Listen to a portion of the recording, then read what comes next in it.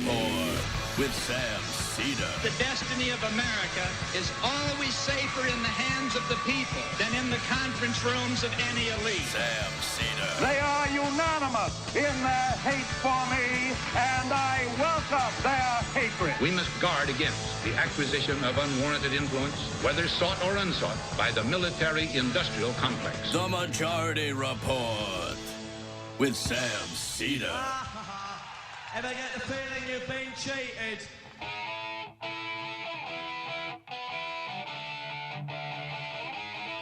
It is Monday, March 12th, 2018. My name is Sam Cedar. This is the 5-time award-winning Majority Report. We are broadcasting live steps from the industrially ravaged Gowanus Canal in the heartland of America, downtown Brooklyn, USA. On the program today, Professor of Public Policy and African American Studies at Duke University, Sandy Darity, and Professor of Economics, Urban Policy at the Milano School and the New School, Darrick Hamilton, on an economic Bill of Rights for the 21st century. Meanwhile, surprise! Trump reverses on guns. Remember? I'm not afraid of the NRA. You guys are. I want to do like an age thing. I got a hope. And on the eve of an election, Republicans pour money and excuses into Pennsylvania's 18th district. This is a huge, huge race, folks, in terms of what it could do in terms of scaring the Republican Party. Meanwhile, the Qataris claim to have dirt on the UAE and Kushner, but they won't hand it over. Meanwhile, government funding runs out in 2 weeks. We'll do that whole thing again. Elizabeth Warren continues to slam fellow Democrats over the Dodd-Frank repeal. Kim Jong-un wants a peace treaty with Donald Trump. And Vladimir Putin says Jews may have been election interferers. And we say, yeah, no kidding. That's what we get paid for. Right. Chris Kobach's voter fraud fever dreams getting shattered in a federal trial. And an update, Betsy DeVos still totally clueless. All this and more on today's Majority Report. Yes, ladies and gentlemen, it is Monday. Another week begins anew. We are here with you. Well, I want to say a full complement, but Brendan is still on his sojourn to find himself. Journey. He took last we saw it was sometime last week. He took probably far too much ayahuasca, took his shoes off, and then just wandered out of the building. And hopefully, so I want to explore. That was the last words he said. And say hi to Patrick. That's what he said to me. But everybody else here, Michael, Jamie, Matt, we are all here for the program today. I hope you enjoy. Folks, you've heard the term Windows treatment. It sounds almost clinical, doesn't it? Sounds like you have some type of disease, and so you've got to get it dealt with. Your windows, like your shingles. I don't know. Maybe a bit of a stretch, but I got clinical. But here's the bottom line. Your blinds. You don't think about them unless you move or they break. When they're right, everything in your home looks better. When they're wrong, everything in your home looks bad. Every single thing. But taking the time to pick them out, it's a hassle. You don't know what to do. You're not sure what believe me, it's a hassle. But Blinds.com makes it super easy for you. You're not sure what you want or even where to start? With Blinds.com, you get a free online design consultation. All you got to do is you send them pictures of your house or your apartment. They send back custom recommendations for a professional for what will work with your color scheme, your furniture, your specific rooms. They'll even send you free samples. So you get the sense of how it looks and how it feels. And every order gets free shipping. And this is the best part. If you accidentally mismeasure or you pick the wrong color, if you screw up, Blinds.com will remake your blinds for free. They've made it super easy for you. There's no excuse to leave those mangled blinds that make your place look like a set from The Wire or from some other place like that has maybe been hit by a tornado. Yeah. For a limited time, I don't know why I said that tornado thing, but I do have an image in my head of like blinds that have been... Yeah, I know what you're talking about because there's a lot of terrifying TV images like that. That's right. For a limited time, get up to 20% off everything at Blinds.com when you use the promo code MAJORITY. Promo code MAJORITY. That's Blinds.com Majority for up to 20% off. Faux wood blinds, cellular shades, roller shades, and more. Blinds.com promo code Majority. Rules and restrictions apply. In a certain sense. Also, I should say this. When it comes to your health, I've said this over and over again. I know I'm a little school marmish about this. I'm like this with people I meet, like, just casually. Certainly I like this with my kids and my family. When it comes to your health, brushing your teeth is one of the most important parts of your day. And Quip has combined dentistry and design to make a new electric toothbrush that packs just the right amount of vibrations into a slimmer design at a fraction of the cost of traditional electric brushes. Okay, so here's for years, I tried to use an electric toothbrush. And the reasons why I didn't, one, huge hassle. The things were enormous. They've gotten smaller, but they're still enormous. And they sit on your, and then you've got the plug, and you got to plug them in, you got to charge them, or you got to have them, they're attached to whatever it is. You can't travel with them, so you get out of the habit. The whole point of brushing teeth is to do it on a consistent, regular basis and to do it well. And here's a little secret. The toothpaste, it's not an issue. That's just to make your mouth feel good. The whole thing is the action of the toothbrush. With Quip, guiding pulses alert you when to switch sides, making brushing the right amount effortless. It even comes with a mount that sucks right to your mirror. It can be used as a cover for hygienic travel anywhere. Super easy, super slim design. Quip's subscription plan refreshes your brush on a dentist-recommended schedule every 3 months for just $5, including free shipping worldwide.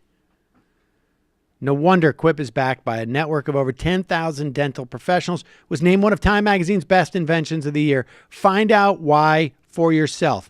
Quip starts at just $25, and if you go to getquip.com/majority right now, you'll get your first refill pack free with a Quip electric toothbrush.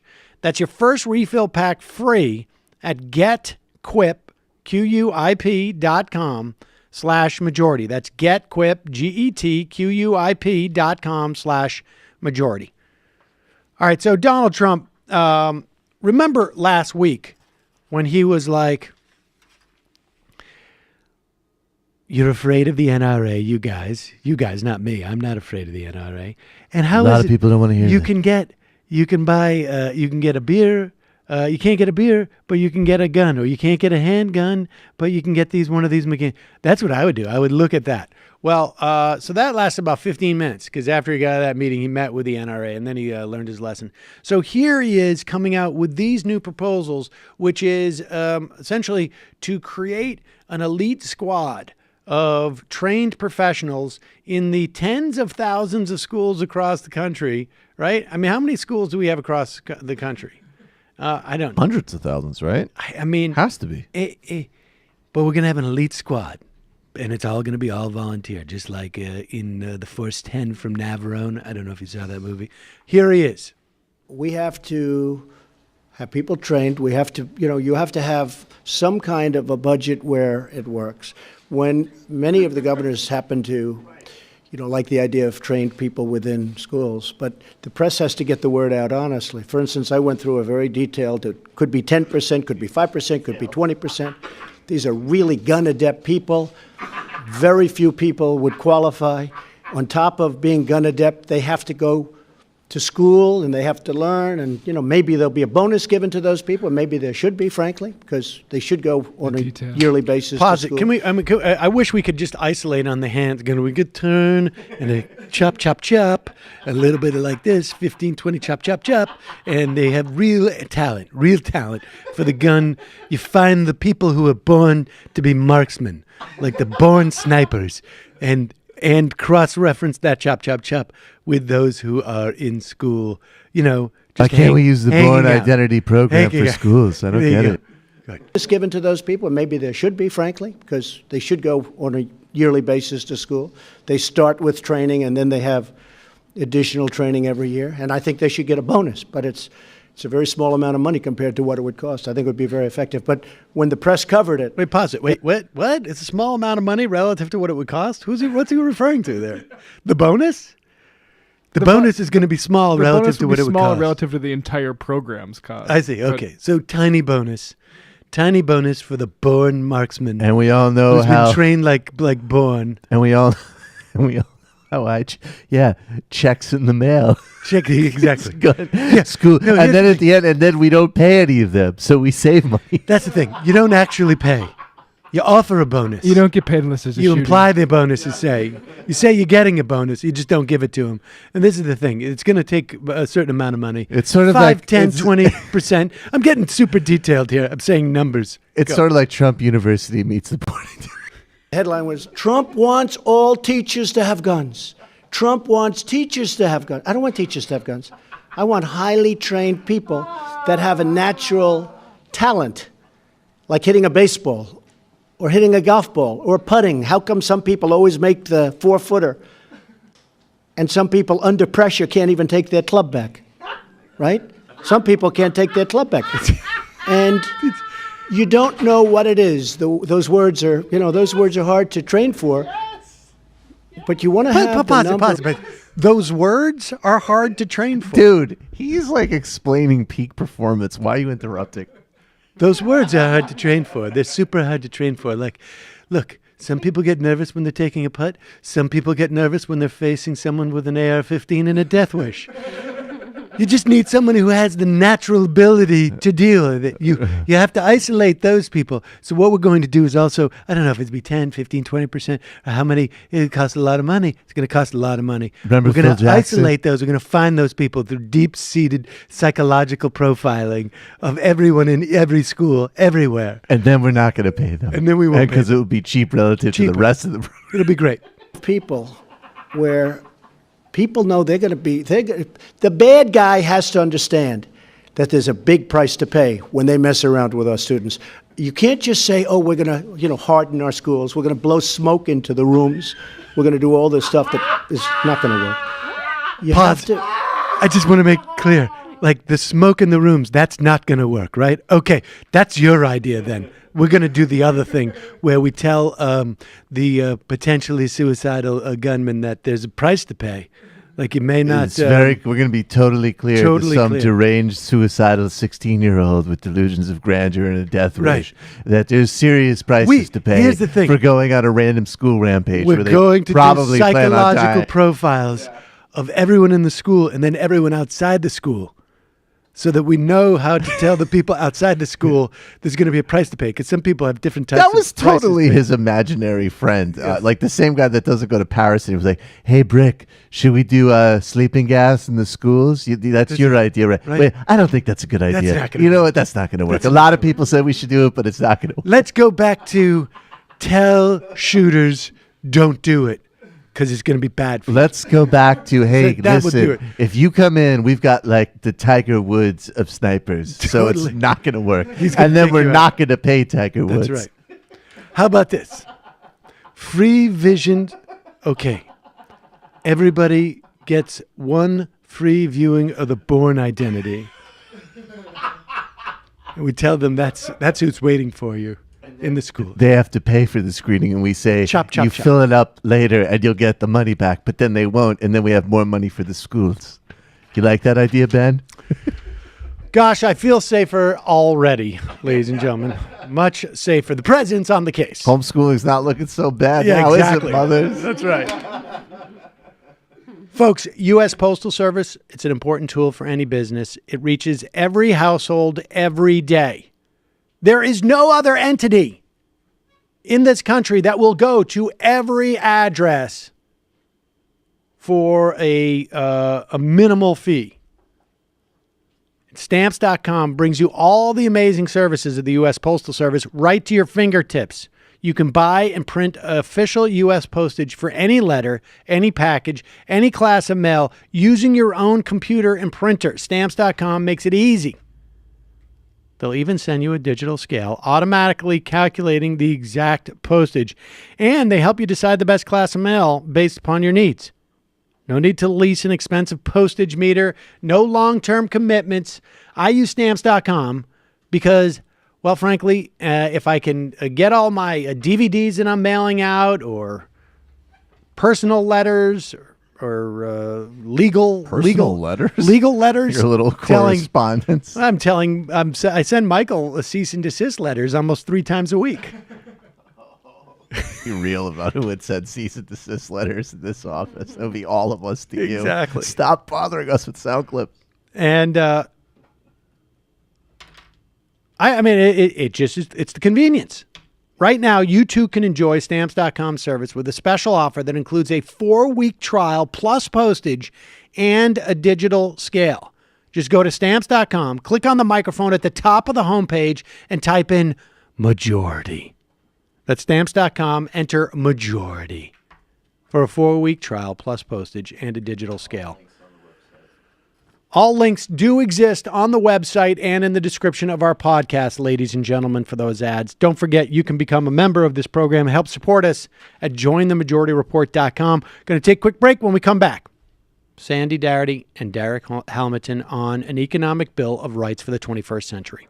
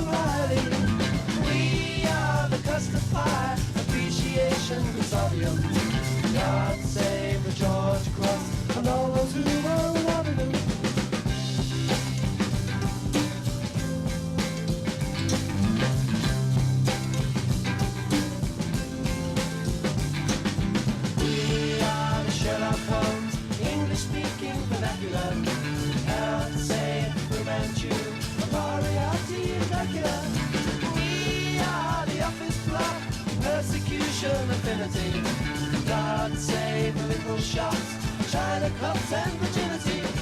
We are the skyscraper condemnation affiliates. God save Judah Houses, anti-tables and billions.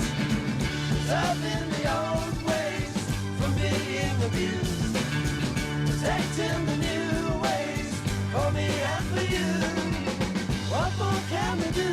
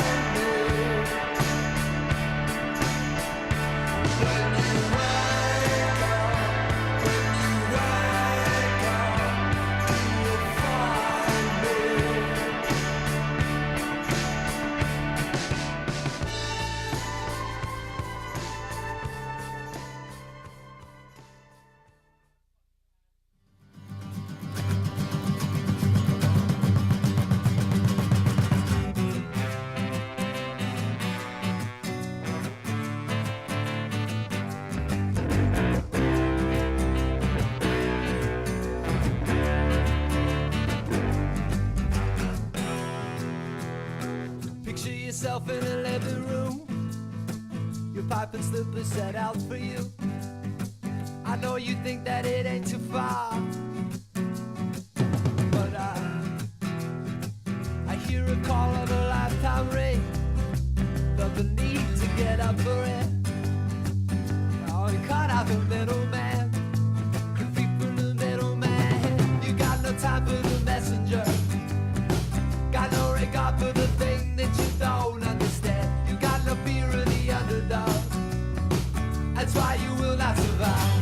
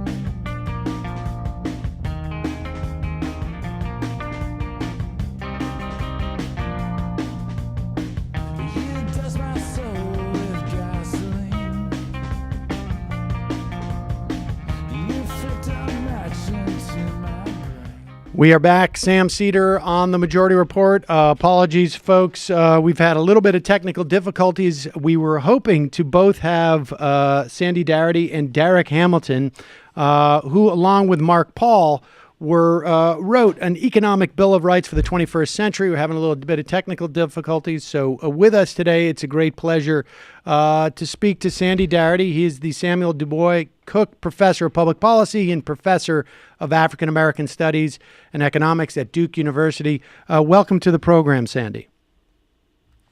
Thank you. Glad to be here. So, all right, let's just start with briefly the history of the concept of an economic bill of rights. This was largely introduced, maybe exclusively, by FDR. That's right. And then was transformed into the Fair Deal by Harry Truman, and then was carried into a variety of programs and projects that were proposed after that, including the Freedom Budget that was developed by Bayard Rustin on behalf of the A. Philip Randolph Institute. So the basic premise is that the Bill of Rights, as currently constituted, provides us with a set of political protections, but there's not a social protection for individuals' economic well-being or families' economic well-being in the United States. And so we should develop a Bill of Rights that would encompass those requirements as well. When we talk about a Bill of Rights, are we talking about, or an economic Bill of Rights, are we talking about something that necessarily should be or needs to be amended to the Constitution? Or is this something that we can find inherent in principles that already exist in the Constitution? I'm not sure if we can find it inherent in existing principles in the Constitution, but I'm also not sure if a constitutional amendment is required, as opposed to a major legislative program that would be transformative, that would incorporate the provision of these rights. Okay, so let's talk about the rights that Roosevelt outlined, and this was in his 1944 State of the Union address. And then we'll talk about the ones that you three would like to add, and we'll go through some of those. So okay, let's start with the notion of the right to a useful and remunerative job in the industries or shops or farms or mines of the nation. What are the implications of a right to a job? Well, we view that as an injunction to have a job guarantee for all Americans. So this is the assurance of an opportunity for employment. People could turn to the public sector, and they could always find a job if we had the appropriate program in place. So it's the idea here is it's a public option for employment. I mean, walk us through how that would, how would we actually execute something like that? Well, if we go back to the period in which Roosevelt had developed his second Bill of Rights or Economic Bill of Rights, it's in the aftermath of the most severe phase of American economic downturn, the Great Depression. And during the Great Depression, it was the Roosevelt administration that developed and executed two major public sector employment programs to give people who were out of work the opportunity to have employment. If you'll recall, at the trough of the Great Depression, 25% of the U.S. workforce was out of work. So that's 1 in every 4 people was unable to find a job who was seeking a job at that time. And so the Roosevelt administration introduced the Works Progress Administration and the Civilian Conservation Corps as mechanisms to provide work for large numbers of the folks who were out of work.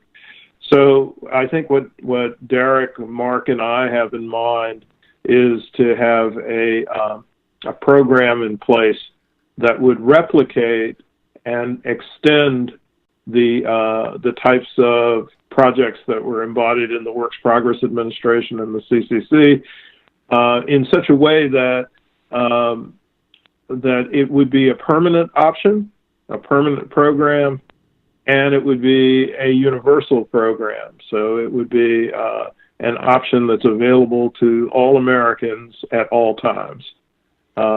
But the foundation or the structure or the form that it would take would to some degree replicate what was done in the 1930s.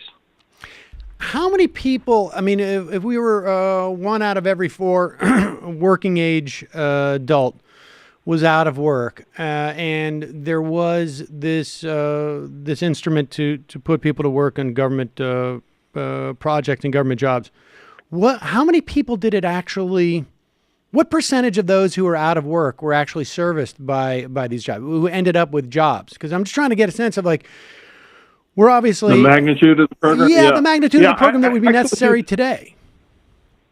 Actually, I'm going to have to see if I can find that, because I don't know it off the top of my head. So let's continue, and I'll see if I can find you the answer to that question. All right, sure. But theoretically, I mean, it seems to me that the magnitude of that program today, at least in terms of a percentage of the workforce, would be significantly lower, right? I mean, we're talking about,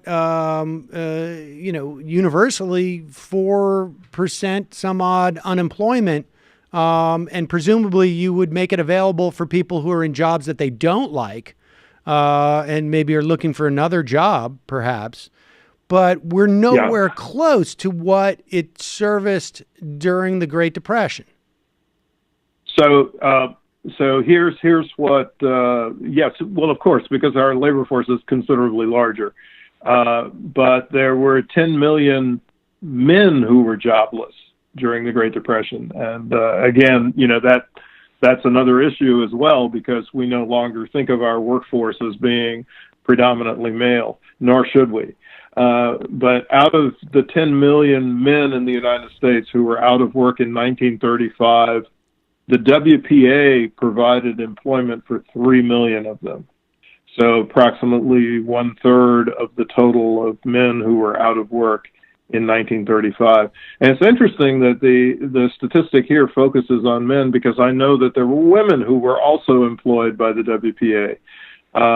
So that number is an undercount of the total number of persons, but it's also an undercount of the number of people who were jobless, who found work.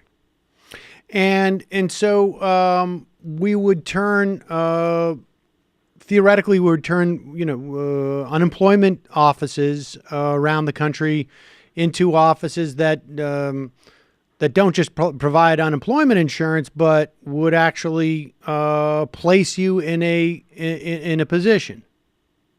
Yes, and in the ideal circumstance, it would place you in a position immediately. So you could go into, we would probably need to call them employment offices now. You could go into the employment office and indicate that you wanted work, and they should have a bank of jobs available and make a placement for you immediately upon your request. And these bank of jobs would not be necessarily constructed by the federal government. These would be municipalities, counties, states that would have the primary responsibility for, I guess, taking federal funds and distributing them through projects in terms of need and, I imagine, geographic distribution, right? So that there were projects. You sort of cross-reference those two things, right? Need and making sure that every community had at least 1 or 2 projects that people could work on. Yes, and so this would be a fantastic way to address the needs of communities that are economically depressed, to develop public sector employment opportunities in those communities. I think we have in mind a mix between a bank of jobs that's developed based upon local and state perceptions of what work is needed, as well as the federal government's identification of work that's needed.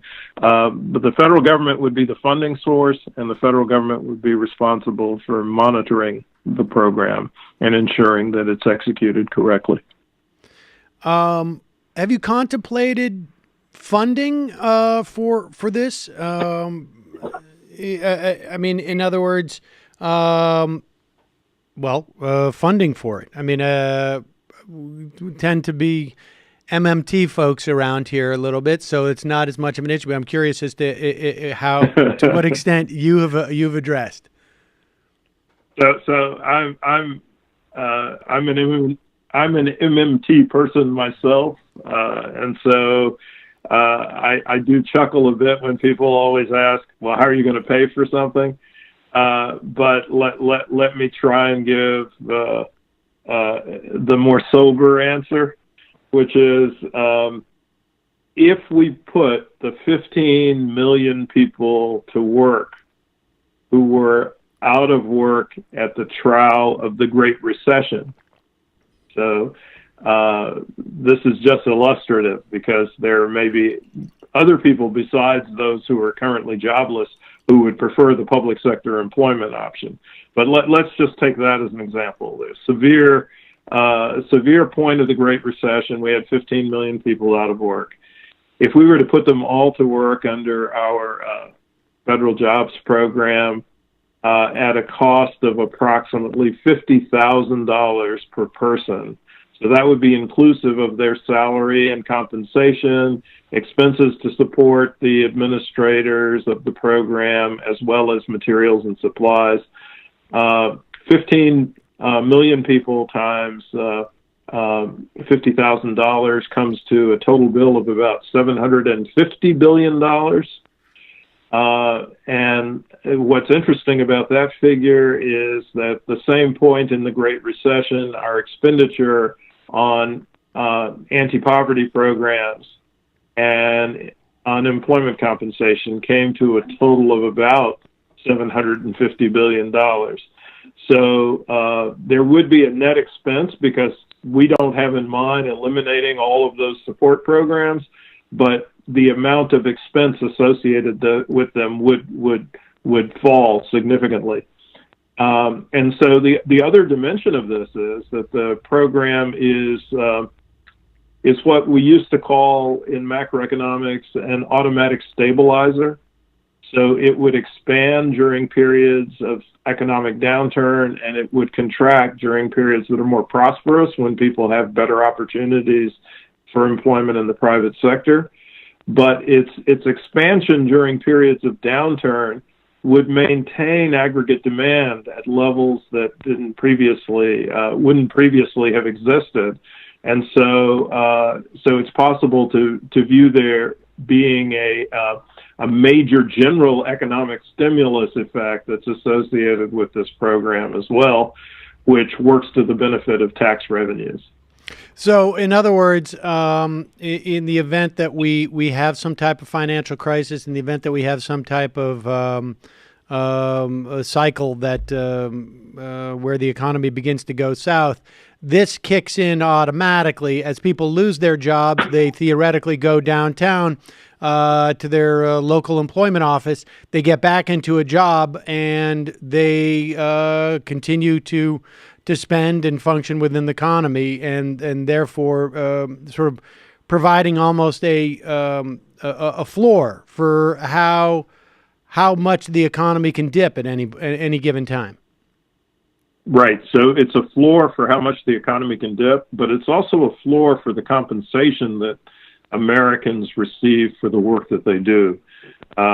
Because if everyone has the public option, and it's a public option at non-poverty wages with benefits, including health insurance, then the private sector would have to at least match the minimum that's offered through the public sector employment option to be able to attract any workers at all. So you wouldn't need minimum wage laws. What you have done effectively is created a minimum standard of compensation. So there are two ways in which this type of program sets a floor.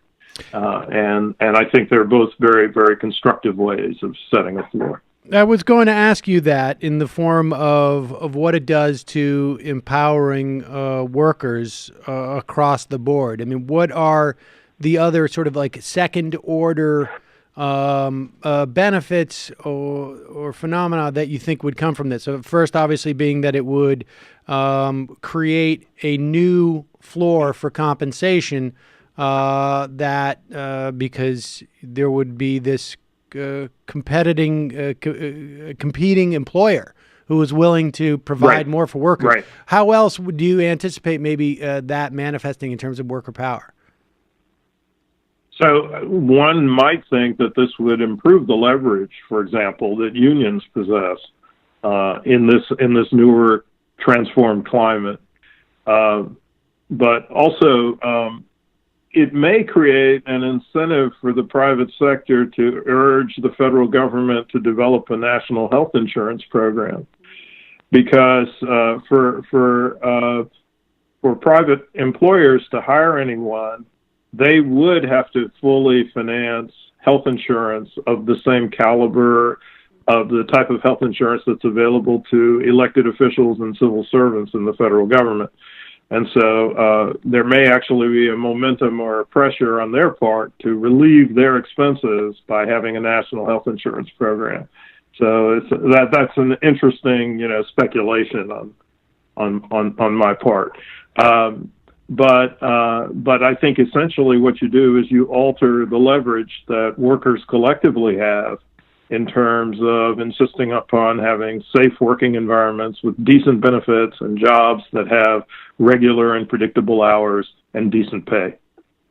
I mean, it gets conceivably too. I mean, you could extrapolate from healthcare to a whole series of policies that, if the government's providing paid sick leave, if the government is providing some form of daycare for those who, I mean, all of this would put pressure. And in fact, what we would want to have happen is to have a significant portion of the jobs that are performed under this project to be care work, elder care and child care, which could then be provided less expensively to individuals and families. Also, to do that would give us the opportunity to professionalize those types of jobs under the aegis of public sector provision of child care and elder care. So not only could we potentially reduce the expense, but we could also improve the quality. All right. So, I mean, and to a certain extent, we've covered some of this in just the conversation about that first job. But as we go through Roosevelt's Economic Bill of Rights, the second was the right to earn enough to provide adequate food, clothing, and recreation. And you've spoken to that in terms of what would be the compensation for these jobs. But the right of every family to a decent home. That is something that we certainly don't seem to accept in this country, and we're seeing, at least in the context of the Trump administration, an assault on public housing policy. Yes, and it's our thinking that the capacity to have a decent home would be improved if we could ensure that no one was exposed to unemployment and no one was exposed to poverty.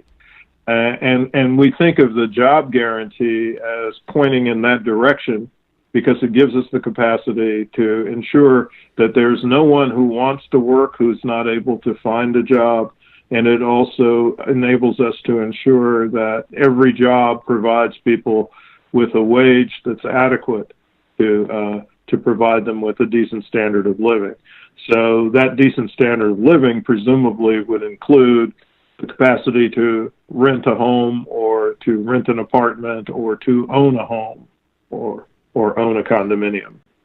Is there is there a need for further government intervention in that respect? Because, I mean, if I hear you correctly, the idea would be that we're going to shore up the demand side. But on the supply side, theoretically, it's possible that having more people who can afford to pay what is on Monday a market rent, by the time we get to Friday, maybe that rent has gone up. I mean, are there other provisions in terms of what the government would do to ensure that every family had a decent home?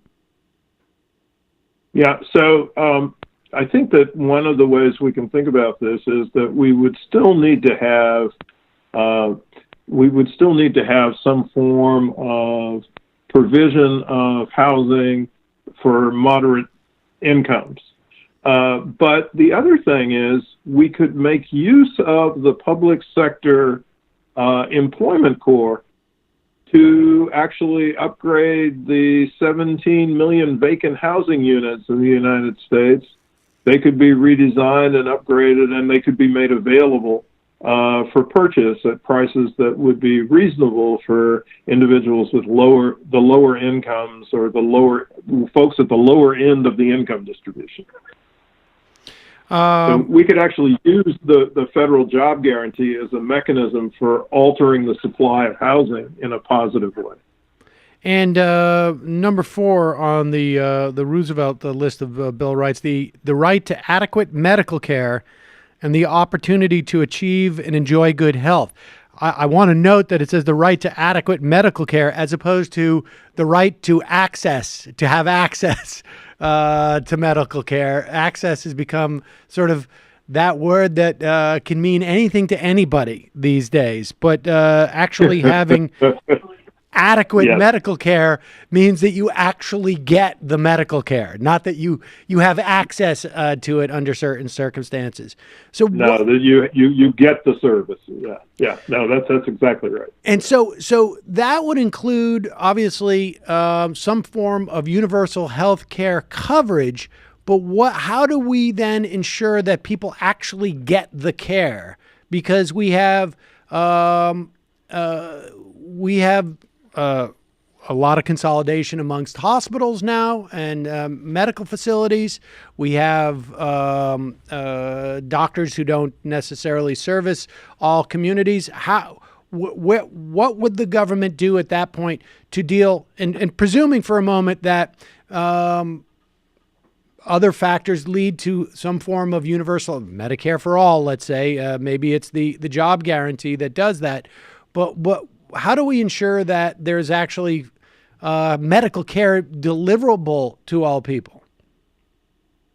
So I guess I've always thought, maybe incorrectly, that it was the dollar sign that was the barrier, not some absolute shortage of available medical services. So you may want to correct me on that, but what we're trying to do is to create a structure in the U.S. economy via the job guarantee that would take the dollar sign out of the capacity of individuals to get medical services.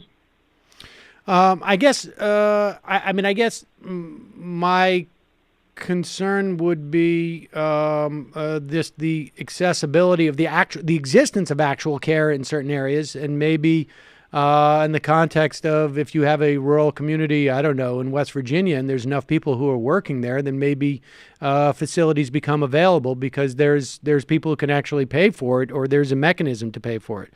And I think, you're pointing, I think that the idea of the kinds of work that could be done under the federal job guarantee is only limited by our imagination. And what you're talking about suggests to me another arena in which it would be possible to put people to work under the federal job guarantee, which is, the possibility of developing clinical services in underserved areas. So, this would require, of course, recruiting physicians, but there's a wide range of staff positions that could be fulfilled by people who might be employed under the federal job guarantee without having undergone the same type of training that physicians, nurses, or PAs undertake. And so, there's another possibility to help establish and staff clinical facilities in areas that are currently lacking in healthcare services. Roosevelt had the notion also for the sixth right to be the right to a good education, and you flesh that out as including UPK, universally around, I should say, universal pre-K, and we enjoy that here in New York City. And I think it has not received the attention probably that it should in terms of the implications. And we haven't quite seen the educational impact yet. But I mean, I think New Yorkers who have a kid in pre-K certainly know what it means economically. And this also includes some form of, I guess, a free college option at the for higher education. So let's move on to three that you three have added, and we'll be talking about Betsy DeVos a little bit today. Well, let me say one thing about the education right, though. Please. This is a case where I think we do need a constitutional amendment, because there's no constitutionally guaranteed right to quality education. There are some individual states that have that written into their constitution, but it is not a national condition. And I think that that's one that probably does need to be written into the Constitution via an amendment. Well, now, why do you feel that it needs to be, as opposed to the others? I think that the symbolism, and given the decentralized nature of our public school system, the capacity to have that lever to demand that all local communities provide a sound, high-quality education for all young people is essential. I view it not exclusively as symbolic, although the symbolic purpose is valid, but also as leverage. And we need this in this arena as opposed to, let's say, I mean, because I guess there's a similar dynamic like with voting on some level, perhaps. Right. The absence of a constitutional right to vote makes it much harder to make sure that there is parity in the way that people have access to the ballot across the country. Right. There's too great a degree of discretion leading to variation and inequity in the voting process. And I think that the same is true for the provision of public schooling. And we should say, obviously, it's much harder to make that determination from a schooling standpoint, right? We can assess what's going on in terms of voting rights basically by looking at one piece of paper about what the statutes are that are and what the barriers are within a certain state. When we start talking about community schools, it's very difficult to sort of assess and then apply standards as opposed to start with a baseline. Well, I think we've developed a substantial number of metrics, and we have to make sure that we use the most sensible and wise ones. But there's a vast array of metrics available for assessing the quality of schooling, and those metrics are linked to various dimensions of student performance. We may not want to rely exclusively on the vaunted test scores, although I'm not so sure that test scores are a problem. It's the question of what is the content of what's being tested. It's not just the test scores in and of themselves that's a problem. So, but I think we have lots of options for coming up with reasonable criteria for assessing the quality of schooling. I don't want to get too hung up on this, but why couldn't we also simply say, as opposed to having to try and cross the threshold of making a constitutional amendment, I'm certainly not against that, but in terms of of knowing the limitations of our politics, and maybe this is just as far-fetched, but if we change the funding mechanism of schools and federalize it more, so that it can relieve pressure on schools to get their money from local taxes, from property taxes, couldn't we tie in those federal funds in the same way that we might, like, I don't know, highway funds in some way, where we say, okay, the federal government is now going to fund public schools, and if you want to be eligible for this money, you have to hit these certain baselines. Yeah, so that's definitely not an idea that I reject at all. But there is another issue, which is what I call the educational redlining that takes place against Black students, Latino students, and by educational redlining, I mean that within a single school facility, there is segregation in terms of the curriculum and the instruction that students receive. And I think that by changing the funding mechanisms for schools, you don't get at that issue at all. You have to have some commitment to a universal standard of quality of schooling for all kids to be able to have some way of pressuring schools and school systems to make sure that they meet the needs of all students and that they meet the needs of all students in such a way that all of them are exposed to a high quality curriculum. So the altering the funding mechanism, I mean, we have really well-funded schools that still have internal segregation in the sense that I'm describing based upon racialized tracking.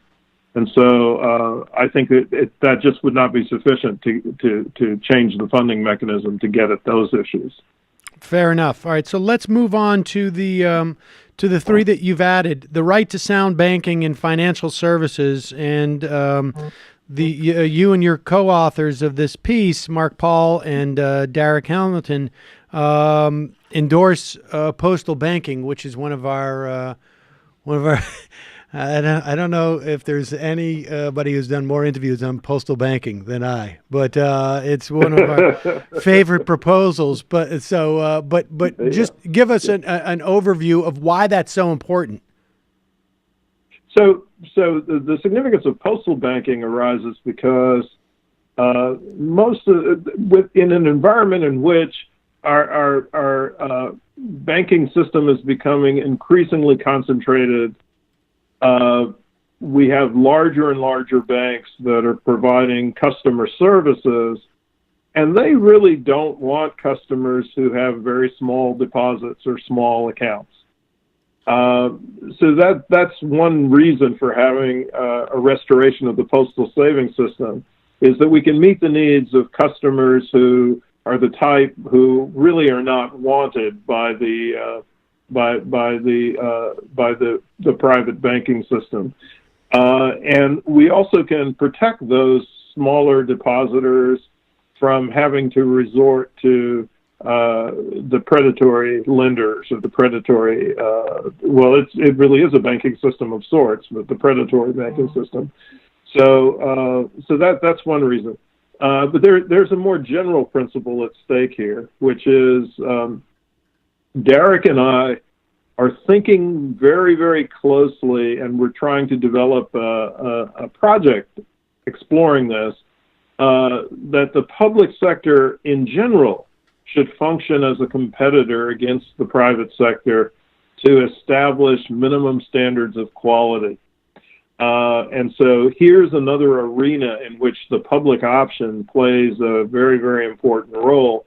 If we had a greater array of public banking institutions, then we could ensure that the fees.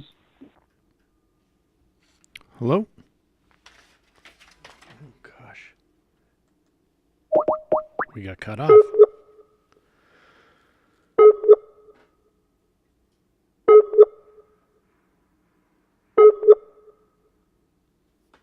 Just dropped.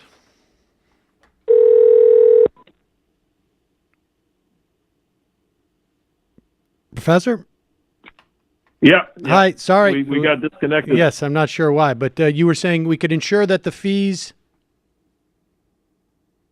Hello? Just dropped again. Sorry, folks. This is not our day.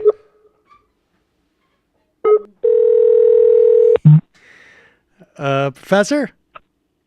Yes. I'm sorry. I don't know what's going on. I don't know what's going on Yeah, either. we got. But you were Okay, you were so saying we could ensure hopefully that this will be sustainable. Yes, we can ensure that the fees. Yeah, the fees and conditions imposed on customers could be reduced if we had a public option for banking. And you mentioned that this is a construct, this idea of having a public sector version of some primary, I guess, functions in society to elevate the quality of what the private sector offers. Is that, I mean, broadly speaking, is that what's involved with that, I guess, strategy? Is there also a notion that in some instances it will show that the public sector can handle this better and eliminate the need, broadly speaking, for the private market to deal with this? I mean, where does this go? What is the end game with that? I think the end game is to make sure that individuals who have lower amounts of deposits that they want to make, lower amounts of loans that they want to take out, have a capacity to do so at reasonable and non-usurious rates. And so, I mean, that's the premise. We'd want to have the opportunity, the option for people to rely upon public banking services that would not impose the same kinds of penalties on them that the private sector banking options do. Both the big banking options and their particular types of penalties, and the smaller predatory lenders with their types of penalties. I guess I was asking in more general, because the offering of the job guarantee and the offering of some type of form of, let's say, just call it an extended Medicare, which would force the private sector to either offer that or to lobby for an extended Medicare for everyone. Is sort of analogous, and I'm wondering, like, is there a so that's that? Okay, so you're asking how far do we take this in terms of treating the public sector as a competitor with the private sector? Yes. That's precisely why we wanted to talk about a very specific set of rights that are economic in character, to cordon off those components of people's everyday existence that are so essential that those are components of people's everyday existence that ought to be protected through federal action. I see. And so lastly, the right to a meaningful endowment of resources as a birthright. This is to address the wealth, never mind the income disparity, but the wealth disparity that we have in this country, that in many instances is not only a function of government neglect, but in the context, and you guys cite housing as an example, there have been active policies, and Social Security for that matter, there have been active policies through the years that have inhibited minorities, and particularly African Americans' ability to develop wealth, intergenerational wealth. I mean, just speak to that for a bit. So I'd like to distinguish between two dimensions of wealth inequality. So one dimension, which is addressed by the proposal that we advance here, is general inequality, because if we look at the entire American population, the degree of wealth inequality is staggering. I believe the top 1% of the persons in the wealth distribution own about 40% of the total wealth in the American economy. Independent of considerations like race and ethnicity, the amount of wealth inequality in America is staggering. If we're concerned about racial inequality or ethnic inequality patterns, where, for example, Black Americans have approximately $1 in net worth for every $12 to $13 that are held by white Americans at the median. If we're concerned about that, that requires a somewhat different strategy from the one that we're emphasizing as a universal strategy for all Americans. That would require something race-specific, like a reparations program. But if we're talking about a right for all Americans, then we need a policy similar to what we're calling the baby bonds proposal. And the idea here is it's not really the provision of a bond, but every newborn infant would receive a trust fund. And each child would receive a publicly funded trust fund. And this trust fund would vary in amount depending upon the wealth position of the child's family.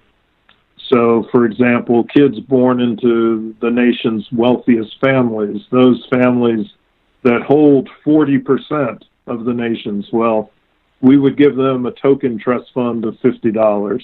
But for kids who are born into the nation's families that have the least wealth, at the lowest end of the wealth distribution, we would give them an initial starting trust fund of $50,000 to $60,000. So the premise here is that we would try to make some headway in correcting, in correcting general inequality through this particular economic right. But I want to emphasize that that's somewhat different from having a corrective for intergroup inequality based on race or ethnicity.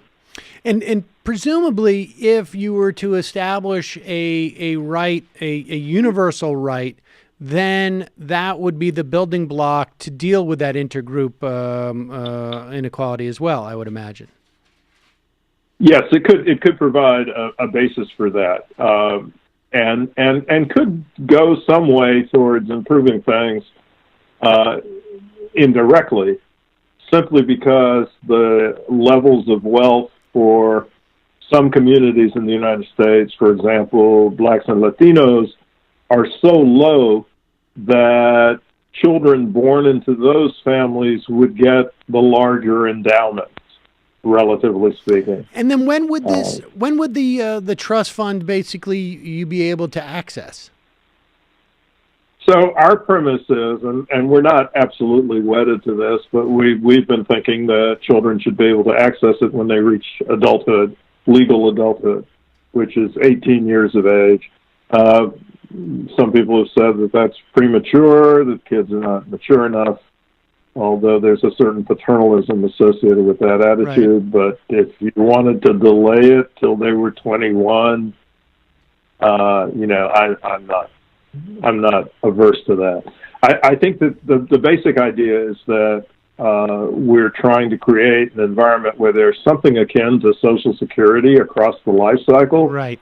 And that the entry point is to provide every young American with an asset that they can utilize to build further wealth and further economic security once they enter young adulthood. Sandy Darity, the piece in the Prospect, the American Prospect, is an economic bill of rights for the 21st century, which you wrote with Mark Paul and Darrick Hamilton. Really appreciate your coming on today. I'm sorry for the technical difficulties, but it's been fascinating, and really appreciate the time. Thanks so much for having me on. All right, folks, we're going to take a quick break and head into the fun half of the program, and then I'm going to take my Skype machine and throw it out the window. I don't know. So annoying. Skype changed their interface. Maybe we should go back to landlines. go back to landlines. My mom's always trying to make me get a landline. It's not just that it's a landline. Then we need a whole nother machine to get it into the mixer, all that. So let's go full analog. We will put a link to the Economic Bill of Rights for the 21st century.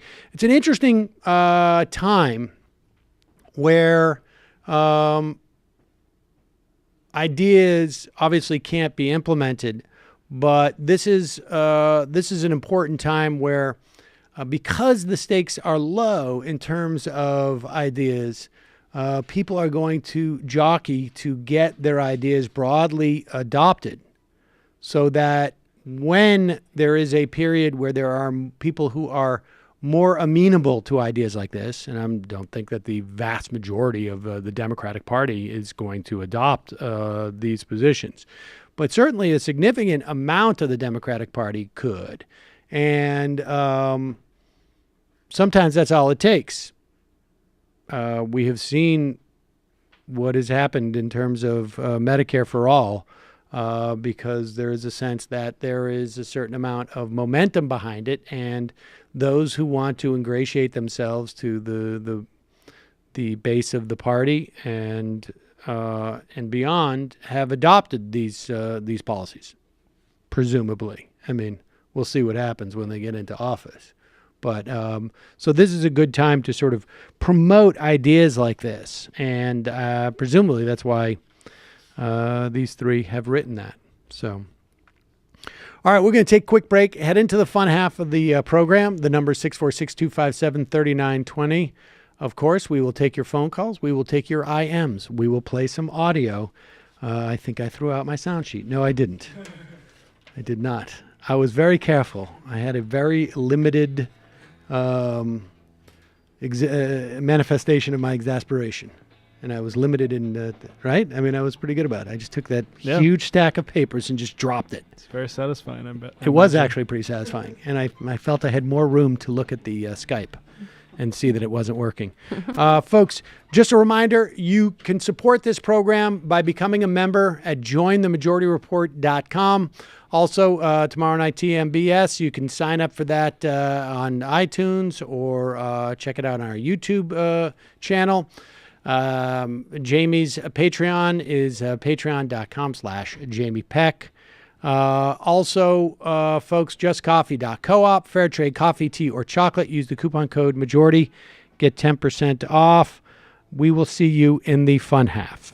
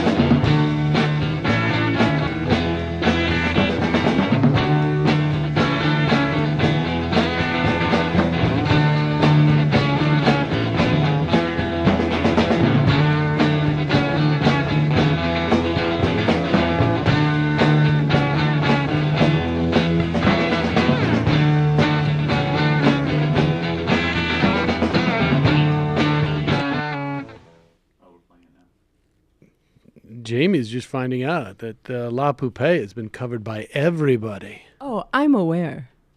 It's been really stuck in my head lately, too. I wonder why.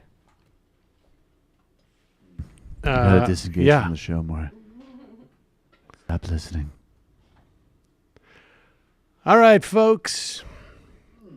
646-257-3920 is the number.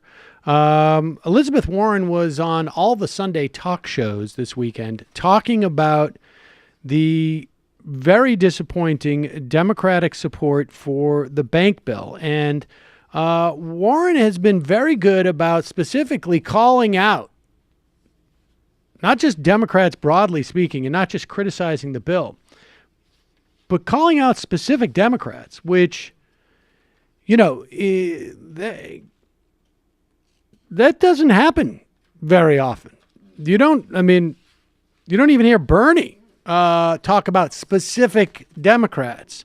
This is someone who is not terribly concerned about alienating certain parts of the Democratic Senate, because this is that ugly, this bill. And we spoke about it with David Dayen, I guess it was last week. And just to recap, we're talking about a bill that started out as providing relief for community banks, even though the vast majority of community banks, somewhere around 92% of community banks around the country are doing quite well. There is a lot of political salience, let's say, to a politician to have helped a local bank. And by relieving them of certain regulations, we are no way endangering the financial system, because they are not a big part of the system, or they are not so large that if they go under, they will jeopardize the system. However, what the Republicans have done, with the help of a dozen Democrats, is they have expanded the definition of what a community bank is. So instead of it being a small bank that does $50 million worth of business, let's say, it's now a bank that does a small bank that does $50 billion worth of business or has assets, to one where it's $250 billion, to so-called stadium banks. These are more like regional banks that have the ability to name a stadium after themselves.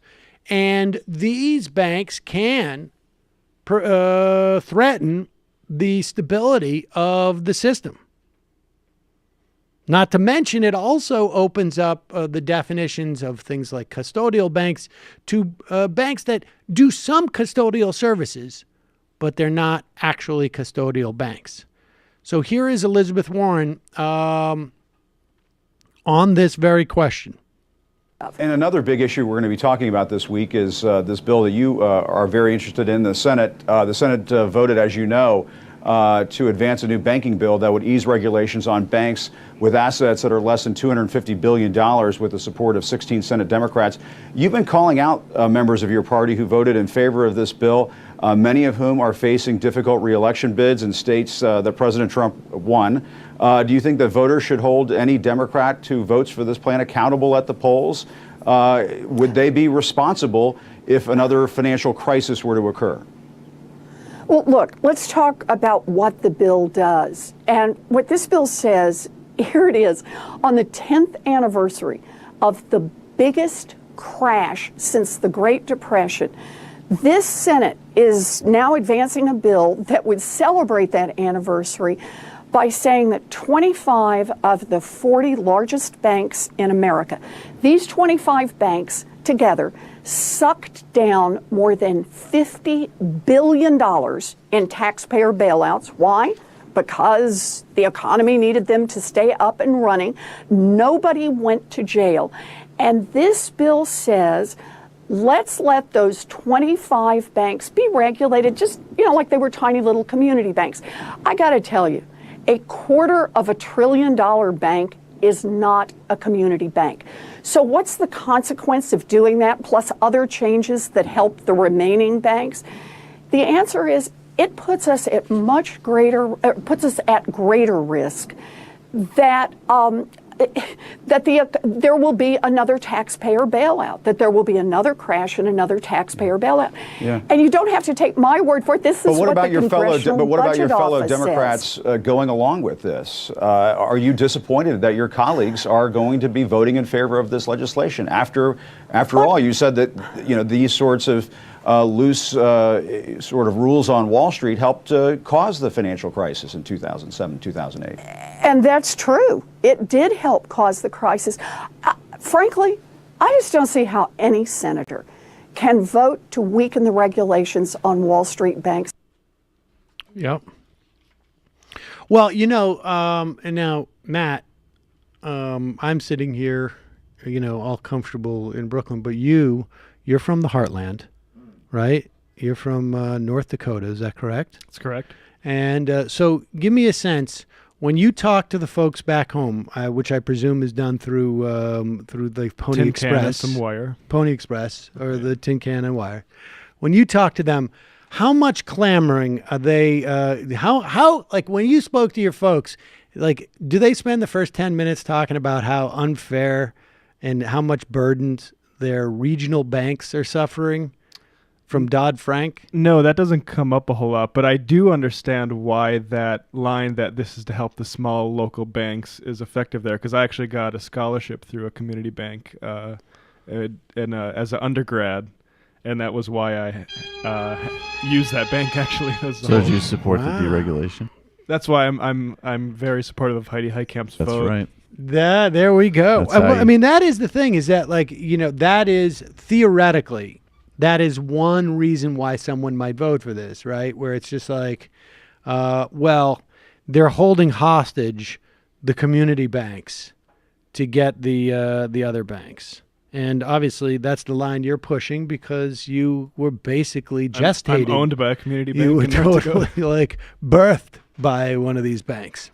Two things. Matt is not an honest broker in this instance. That community bank is like my Foster Freeze. There you go. Two things, son. One, you got to do some work up there in New York to allow us to make more highly leveraged bets, because it's really hurting mom and pop store. The general store down here can't survive without that. It's like the Manchurian Candidate. And number two, have you met Seinfeld yet? You've been up there for a couple of years now. Did that Jew you work for take you to the diner? This is like. I know you shouldn't be pushy, but I think you can meet the whole gang over there. Maybe you and Lane and Jerry and everything. The Manchurian Candidate, right? It's just like they sit you down like one of those parallax view, slideshow type of deals. Except Matt's just like, I don't need to go through all this. I got you, fellas. Yeah, you don't don't need to brainwash me or nothing. I'll take care of it. Let's go to the phone. You calling from a 210 area code. Who's this? Where are you calling from? It's John from San Antonio. Good afternoon, Sam. Good afternoon, John. How are you? I'm okay.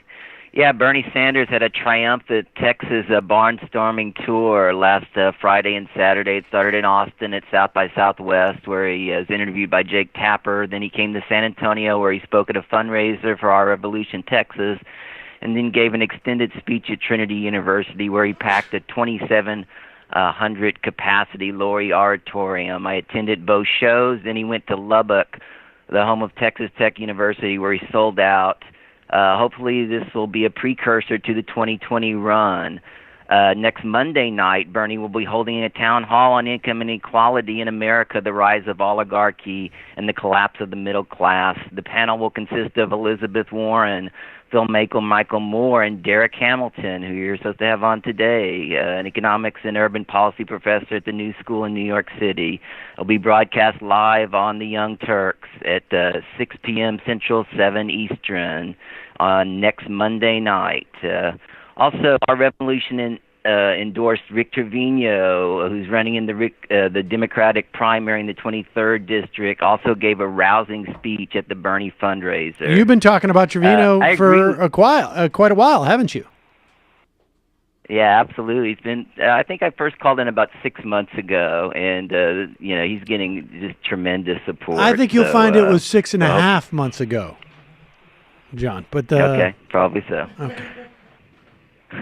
Okay, I agree with you that I don't support Connor Lamb on most policy issues, and it's a shame that Pennsylvania officials held a party convention instead of having an actual primary election, where Bernie supporter Bob Solomon would at least have some chance of winning. Now, Solomon is running in the newly formed 14th District, a Democratic primary on May 15th, so I hope a lot of people support him.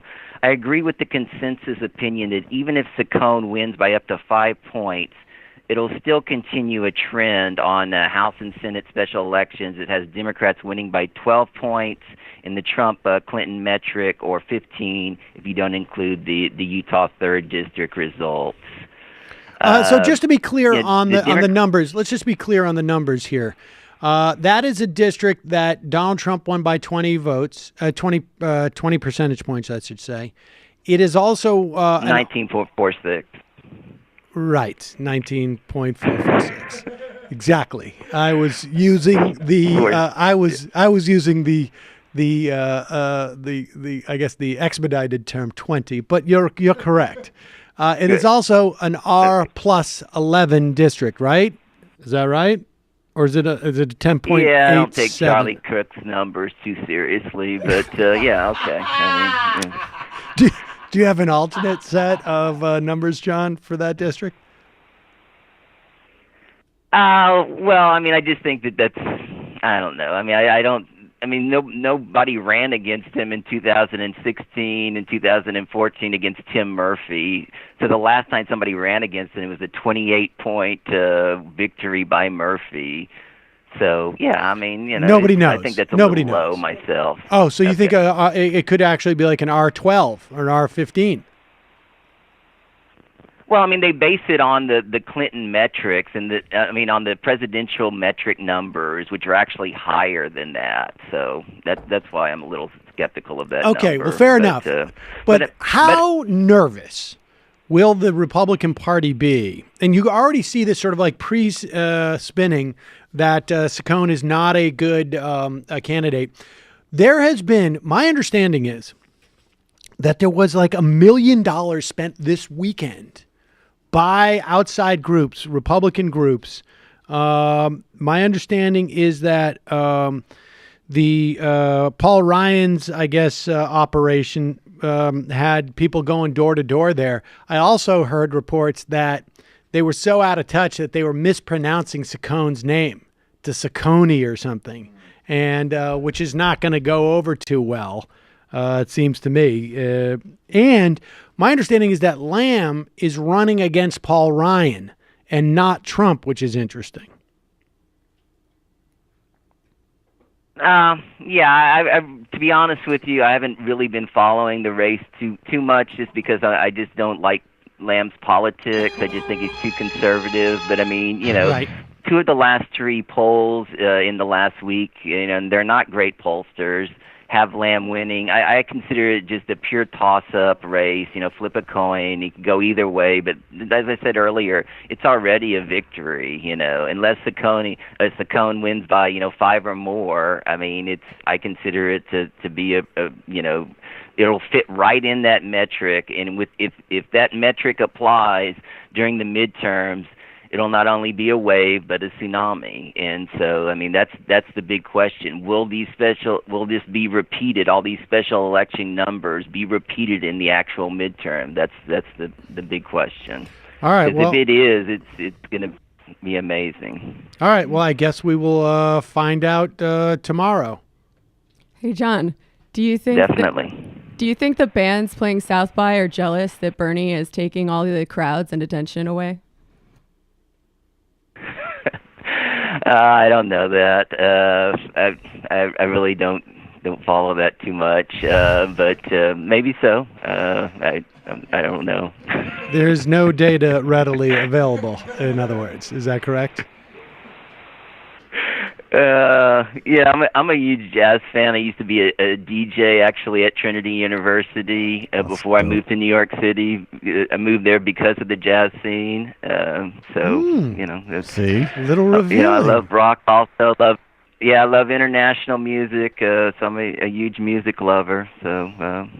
All right. Awesome. Well, Thanks, little, John. Let us know more. He just dribs and drabs that. Thank you, John. Appreciate it. A man behind the mystery there. That's right. We got sent some Saccone or Saccone sound. Charlie Cook can suck my Here he dick. is. I'll tell you Here's, that much. That guy's numbers are nothing. Here is Rick Saccone. He is the guy who is now being maligned behind his back. It's so sad. By Republican operatives, by people who carry water for Republican operatives, and of course Donald Trump, who was in town ostensibly giving a speech to support him, but left by saying, like, not good, low energy, bad guy. And, well, that is, Trump is being told to leak this stuff or to have this stuff leaked because they're afraid he might lose or it might be too close, and they want to blame him. Let's see if this guy is an appealing candidate. In Pennsylvania, we're still clinging to our guns and our Bibles. In Pennsylvania, we're still clinging to our guns and our Bibles. I wish I could have seen, because who are those two guys behind him? Are they there? Are they the federal marshals who are like about to like just, this is your last speech. Just go, and then we handcuff you and we'll take you away. I love how Trump's like, wait, buck passing and blaming somebody else? Finally, somebody else suggests that. Exactly. That's my go-to for everything. Jesus Christ, that guy is like antimatter charisma. Yeah. I've never seen anything like that. It's plenty of like boring, horrible people in politics, but like, did you see the way he like scrunched his little shoulders up? He's like, what a little bastard. He like He's doing the Nunberg Thrasher or whatever. Yeah, but he didn't even have like the full, like, it's so weird to be like 70%. He's just some horrible, boring local poll, but he's 30% Nunberg. 30% Nunberg. On Saturday night, in fact, Donald Trump traveled to Pennsylvania to ostensibly support Rick Saccone in his race in Pennsylvania 18. And here he is addressing the concerns of the people of Pennsylvania and how they have been crying out about Chuck Todd's sleepy eyes. I'm on Meet the Press, a show now headed by Sleepy Eyes Chuck Todd. He's a sleeping son of a bitch, I'll tell you.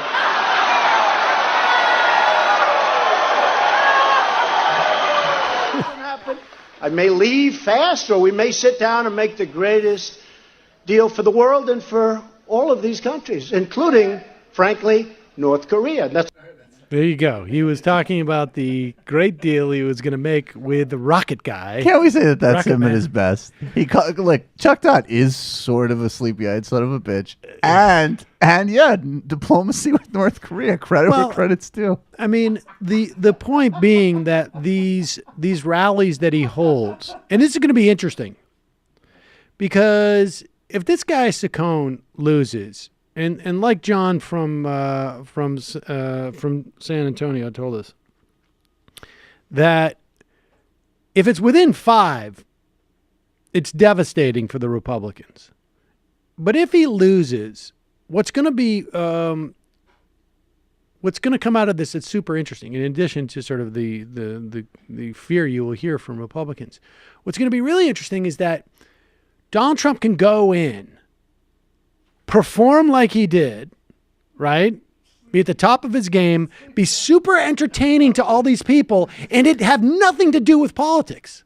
Like literally nothing. This is going to do, if it's not going to be conclusive if Saccone wins, because of course there was so much in his favor, millions of dollars, like 9-1 outspent on independent expenditures, in a plus 11 at least Republican district, maybe more. Trump won there by 20 percentage points. But if he loses, Donald Trump is going to have the political relevance of like Gallagher 2. He's going to come to town. The second Gallagher? Yeah, Gallagher's brother went out to franchise it. Are you serious? Yes, you didn't know this? And then they Dude, had a lawsuit. I knew that there was a guy who smashed watermelons. That's all I knew. And then I knew Black Gallagher, which is a Dave Chappelle thing. But Gallagher too was his brother who went around to do it so they could have. Yes, of course, this is the key. Wait till we have the Majority Report too. So I'm gonna smash it. It's the Peterson Commission report. But here is the point: is that Donald Trump can go into a place where he won so dramatically. He can perform to a sellout crowd and they can eat it up. That son of a bitch, sleepy-eyed Chuck Todd, just come in to see the greatest hits. And then it's like the functional equivalent of like, yeah, man, we saw Donald Trump this weekend. Then we did on Saturday night, went and saw Gallagher too. Both were great. Both were awesome. No, I didn't vote Tuesday. Wouldn't be terribly different, I guess, than Obama at certain points in his career. I mean, he turned out to vote for himself. Well, that's true. That's what I'm saying. Well, and people loved it. And Obama all that matters is May. Get out to vote efforts. Oh, what? Miss me with that. Can you imagine? Trying to see Stevie Wonder at the White House. What? If Obama came up with insults like that for people, oh it'd my be so God. great. Chuck Todd, sleepy-eyed son of a bitch.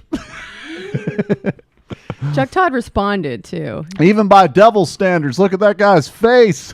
Am I right, folks? How did Chuck Todd respond? I'm already asleep. No, I bring my kids up to respect the office of the presidency and the president. I don't allow them to say anything negative ever about the president. It creates a challenge to all parents when he uses vulgarities like that. More like cuck Todd, am I right? Wait a second. Oh my God, that is the such vulgarity is cuck the son of a bitch? Yeah, I guess so. Yeah, it's definitely not. I don't know like, how old, global criminal enterprise. I'm sorry. Wait a second. That's the problem he has with Trump. The Venn diagram of kids who are aware that Donald Trump is referring to Chuck Todd in Pennsylvania versus those kids who have never heard the word son of a bitch. It's got to be like only Chuck Todd's kids.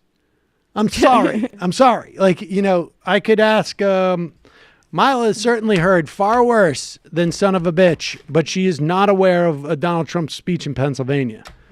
So, that would be awesome if Obama campaigns for Nation of Islam ministers who were convicted here we go. Wait a being second. child predators.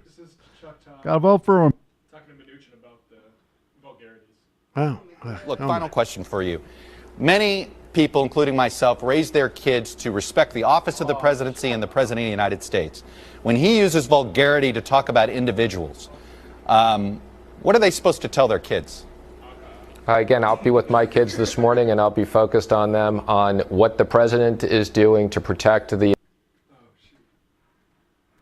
United States, its citizens, and more important, so he's its not economy. immoral. Don't worry about his values. Don't worry about him as a role model. I've never said that whatsoever. So I don't know why you're putting these words in what I'm trying to say. Okay. So again, I am very comfortable with what we're doing. Okay.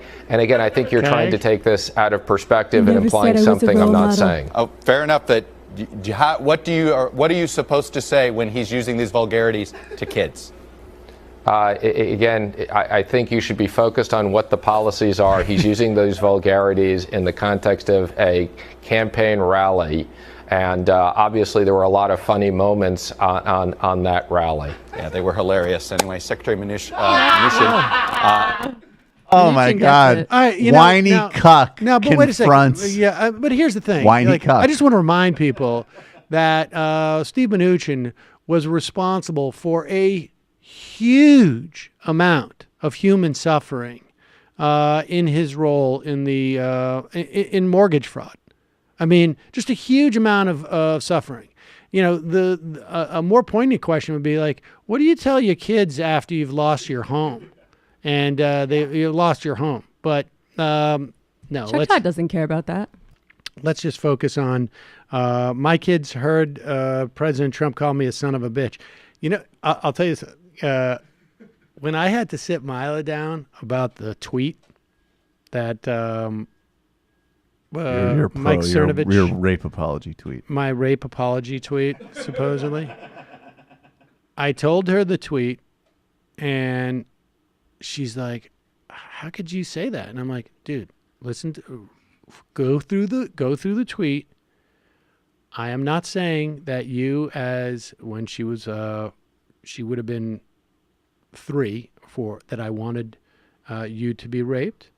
I was making a comment about them signing this thing. And she's like, oh, yeah, no, I get that. And then she said, who's this bitch who's trying to, to get you? She was talking about Cernovich. Yeah. Wow. So yeah, you've done really ace parenting there. There you go. So yeah, I like that. I like Mnuchin just like, well, a lot of my kids have seen actually like crying, weeping people fleeing their homes call me a dirty son of a bitch. Okay, Right. so but I just point. yeah. I just point to them to the policy implications and how warm the pool is. Can you guys guess which president wrote this to a Washington Post reviewer who reviewed his daughter's singing?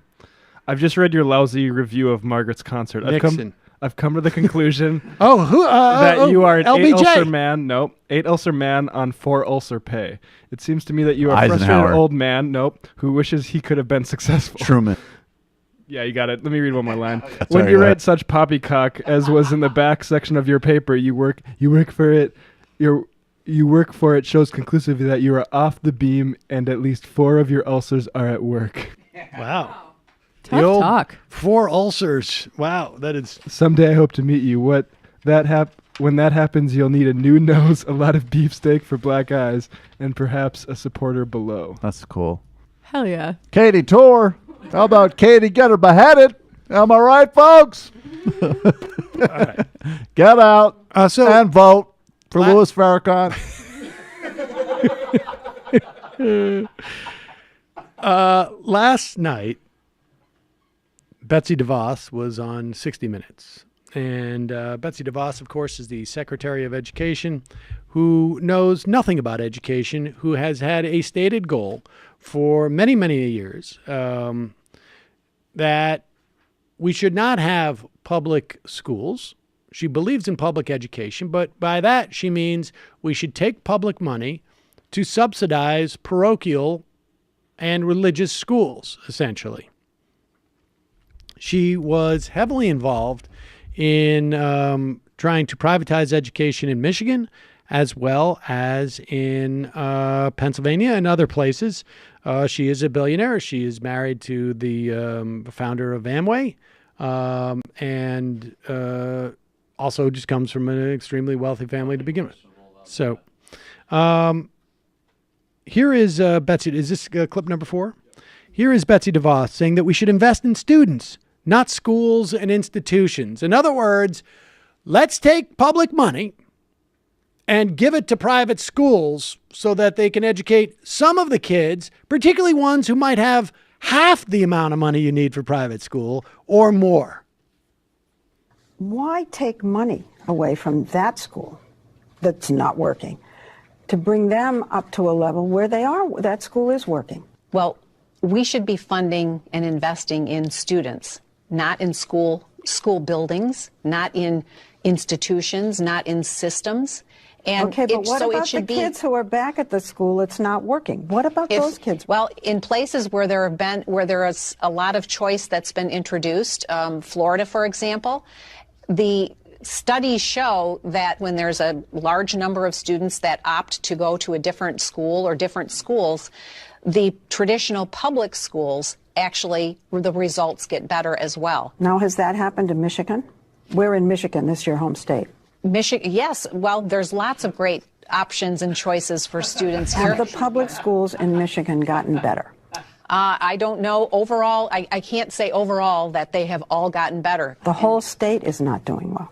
Well, there are certainly lots of pockets where the students are doing well. But your argument that if you take funds away, that the schools will get better is not working in Michigan, where you had a huge impact and influence over the direction of the school system here. I hesitate to talk about all schools in general because schools are made up of individual students attending them. The public schools here are doing worse than they did.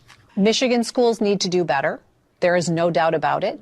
Have you seen the really bad schools? Maybe try to figure out what they're doing? I have not intentionally visited schools that are underperforming. Maybe you should. Maybe I should. Yeah.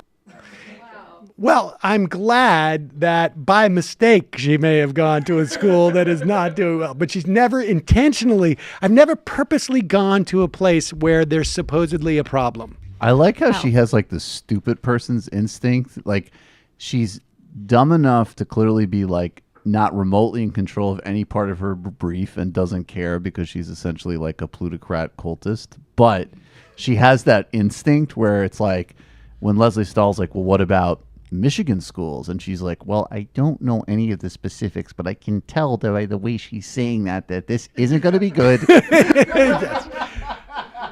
I would also question her conclusion about Florida as well. But I mean, this is someone who is wholly unqualified, but has literally dedicated probably at least a decade towards destroying public schools. And here is how both those things can coexist in one person. She is not interested in improving education. She is interested in promoting religious education. You see that? Like, this would be much easier for conservatives to understand if Leslie Stahl was sitting down with a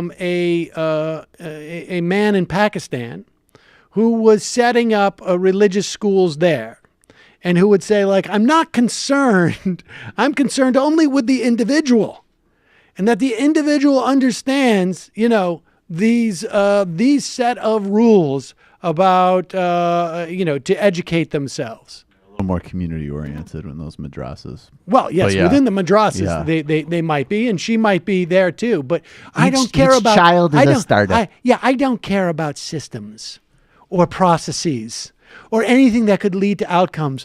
I'm interested in plucking out those people who are wealthy enough and appreciate that Christ is our Savior, and putting them into a religious school. And that is why she could spend over a decade of her life and enormous amounts of money on this project and know nothing about education whatsoever. I mean, through osmosis. And plus, what's also amazing about someone like Betsy DeVos is that she has lived in such a bubble for so long that the idea that she could go on with Leslie Stahl and not be able to answer questions doesn't even come up. Like, you hear those things like, you got to know what you don't know. She doesn't only not know what she doesn't know, she doesn't even know that it's possible for her to not know what she doesn't know. Like, she's so deeply enmeshed in a bubble where she hasn't been questioned because of her money for so long that she's not even aware. Like, she could hire an entire cadre of people who could spend hours prepping her for this thing. She could hire people with a bat of an eye. Like, I want you to comb through every Leslie Stahl interview that she's ever given in the past 15 years. I want you to look at that tape, and I want a four-line assessment of what she's going to ask me. And then I want the questions, and I want the answers, and I'm just going to look at that as soon as I go. Like, she could do. No. I don't understand anything you just said. Are your people involved in usury?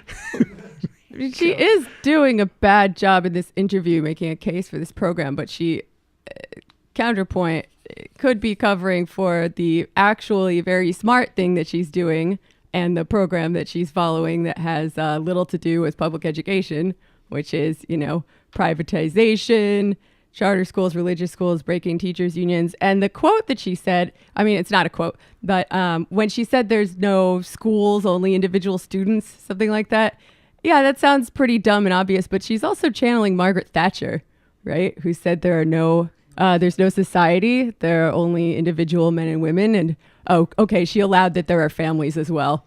Right. So I feel like she kind of tipped her hand there, that she's maybe not as dumb as she's pretending to be. Ooh. She'll tip it again here, too. Hey, maybe I am. Okay, well, let's see. That was very generous female solidarity, but I am a fucking moron. Well, Jamie has a theory that perhaps Betsy DeVos is a little more adept, as opposed to maybe just regurgitating some buzzwords that she's heard. Let's hear Betsy DeVos talk about, now she shouldn't buy into institutions or processes, which is has its advantages, because then there can't be flaws in these institutions and processes. We are studying that rule. We need to ensure that all students have an opportunity to learn in a safe and nurturing environment. And all students means all students. Yeah, but let's say there's a disruption in the classroom, and a bunch of white kids are disruptive, and they get punished, go see the principal. But the black kids are, they call in the cops. I mean, that's the issue. Who and how the kids who disrupt are being punished.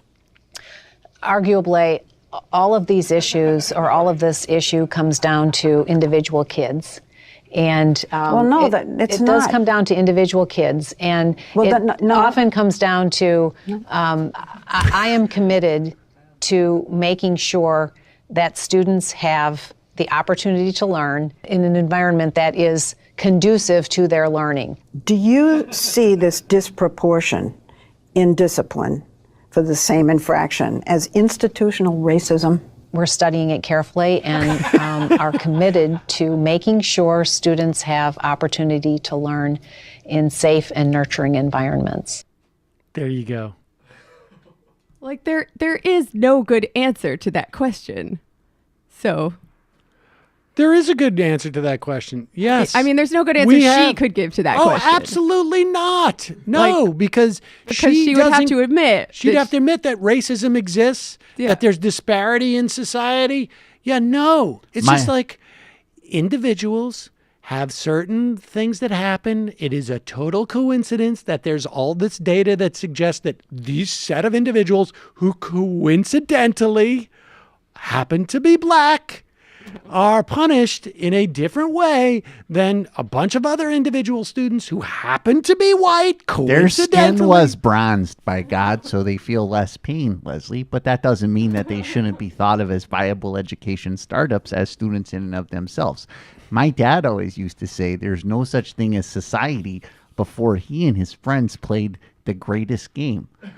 And not everybody who was the target of their hunts was black. We had several Hispanics as well, and there was even a white fella once. So I think if you look at the broader set of games that my father played, you see a pattern of a commitment to excellence and not judging people by the color of their skin. Thank you. It's like someone has made a calculated decision here, whether it's her or not, that it's better to feign an air of befuddlement than start quoting, I don't know, Edmund Burke or Ayn Rand or... No, she's an idiot. You're being too generous. She's a moron. She might have heard some quotes. I mean, she knows that she osmosis. can't admit that there's racism, and she was sticking to her guns. I mean, that was her being adept at staying on message. You don't need to be intelligent to deny racism. It's very doable, even if you're an idiot. All right, we have one more clip of Betsy DeVos, and this is following up, folks. This is like she realizes, oh, I had no idea the camera was on with that interview with Leslie Stahl. So I'm going to go on the Today Show and follow up on this because the President of the United States has basically, in his talk yesterday, said, we are not going to pour smoke into schools. We're not going to do that. That would be silly. My God, maybe Betsy DeVos, maybe she was the one with the smoke idea. He has said instead, we're going to look for very talented people who were born with the talent of being very good with guns. School defenders. Like people who are born being good putters, like who can handle it when the backstroke and they don't get nervous. And then we're going to train all of them with serious training, maybe 5, 10, 15, 20% of the people in the schools, and then maybe even give them a bonus, not a big one, but we're going to give them a bonus because they do have that natural talent. So that's the plan. That's the plan to protect the kids in the schools. So here's Betsy DeVos coming on the Today Show with Savannah Guthrie to, follow up, to flesh out the details. Let's talk about this notion of arming teachers, that this is certainly one of the most eye-grabbing aspects of the proposal. And let's do the not Washington thing. I'll ask short questions and you give short answers, okay? Because I think a lot of people want to understand this. What percentage of teachers at schools would need to be armed in your mind to be effective? I don't have a percentage. It should be those who are capable and qualified and only in places where it's appropriate. Would there be an armed teacher in every classroom? I don't think that would be appropriate, and I don't think anybody would agree that that would be. What about in every grade? I don't think that would be either. The point is that schools should have this tool if they choose to use the tool. Communities should have the tool, states should have the tool, but nobody should be mandated to do it. Should the teachers wear their weapons outside so everybody can see it, including little kids, presumably, or should they conceal them so that there's that element of surprise? Look, this is an issue that is best decided by local communities and by states. It is not going to be appropriate in every location, but it is going to be appropriate in some places, like Texas has determined and like Polk County, Florida has determined. Texas does it. Do you think they should be able, teachers should be able to carry assault weapons since presumably they may face assault weapons? Do you have an opinion on that? I don't think assault weapons in schools carried by any school personnel is the appropriate thing. But again, this is an issue that I think is best decided at the local level by communities and by states. But a student could legally carry an assault weapon, a student over 18. Not in schools they can't. Okay, so you still want the schools to be gun-free zones, except for the teachers? I think schools have to be protected like every other large gathering place. We protect stadiums, we protect theaters, we protect airports, and we need to make sure that schools are protected in the same way. They have our most valuable asset, our students. In other words, the policy is to punt. We're going to punt. I'm going to pass. I'll take a pass. Everybody says I'm racist, but check this out. Puerto Rican teachers, they should be able to carry switchblades. Chinese, nunchucks. Call them from the 330 area code. Who's this? 330. Pick up your phone. Stop listening to the show. Hello? Hello? 330. Hello? Boo. Boo, Tim Knopf. Boo. Oh, good. Is there somebody commenting on the show to themselves? Sometime, depending on the weather, like this coming weekend, I'll get out there and start cutting down some of the dead. Oh, no, they're having a conversation. Yeah. Cut down the dead stuff over by the... Good. Yeah, that's great. That's good to hear. But I did read it was okay to leave the spirits and Yeah. burning things up over the winter. Right. Okay. Well, I Great. think if you start planning now, it should be set for next winter. Well, that's terrific. Great. I need them to keep it from... There's like that one closest to the door. Okay, we're going to... Calling from a 208 area code. Who's this? Where are you calling from? Hello? Who's this? Where are you calling from? Hi. My name is Mike. I'm calling from Idaho. Mike from Idaho. What is on your mind? Well, you've covered a lot of topics here, so I wanted to say a couple things. The first thing is about the banks issue. Yep. And I think that when they screw us again, like they did in 2008, yeah, that instead of paying the banks, the money should go in a voucher to all the people that the banks screwed over so that they can pay the banks. Way, instead of just paying the banks, they get their mortgage paid down or their bills paid down. This, in fact, was a plan that was delivered to Paulson. Paulson, in the wake of the crisis, while Barack Obama was still president-elect, Barney Frank went to Paulson and said, "We want to give relief directly to homeowners. A coupon's a good idea of doing it, but any way that you would do it. The idea is that they would pay off part of their mortgage. Maybe they pay off part of it, and then they would pay the bank, and that's the way you would do it." And Barney Frank, Paulson said, "I need Obama to sign off on this." Barney Frank went to Obama, said, "Will you sign off on it?" Obama said, "We only have one president at a time." Barney Frank famously said, President-elect, I'm afraid right now we don't have any president right now. Obama wouldn't sign off on it. It never happened. And the rest is history. Banks were bailed out with the idea that they're going to be in better shape. And so they're going to be nice and bail out the homeowners. That, of course, did not happen. Yeah, but the coupon or the voucher or whatever would allow the people to make sure that they got paid kind of thing. Yep. All right, was that? But anyway, the other thing I wanted to talk about was the schools. Yeah, okay. And the voucher program that Betsy DeVos is proposing. Yeah.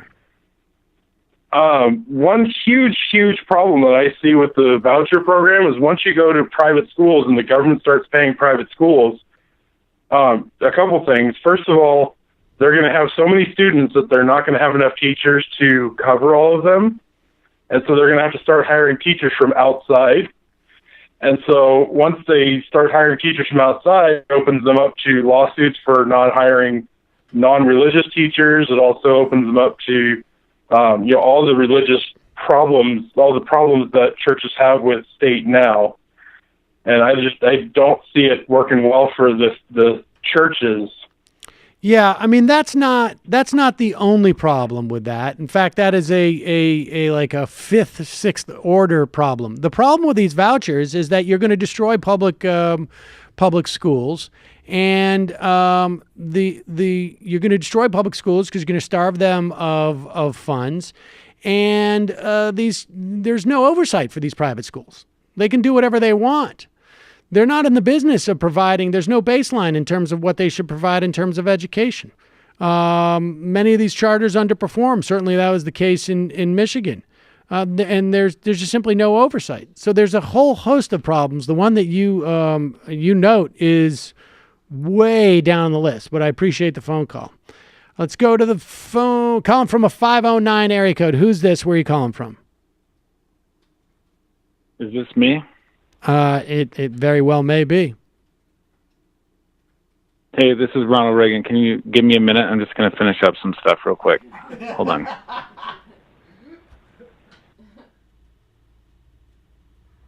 Give me like just a second.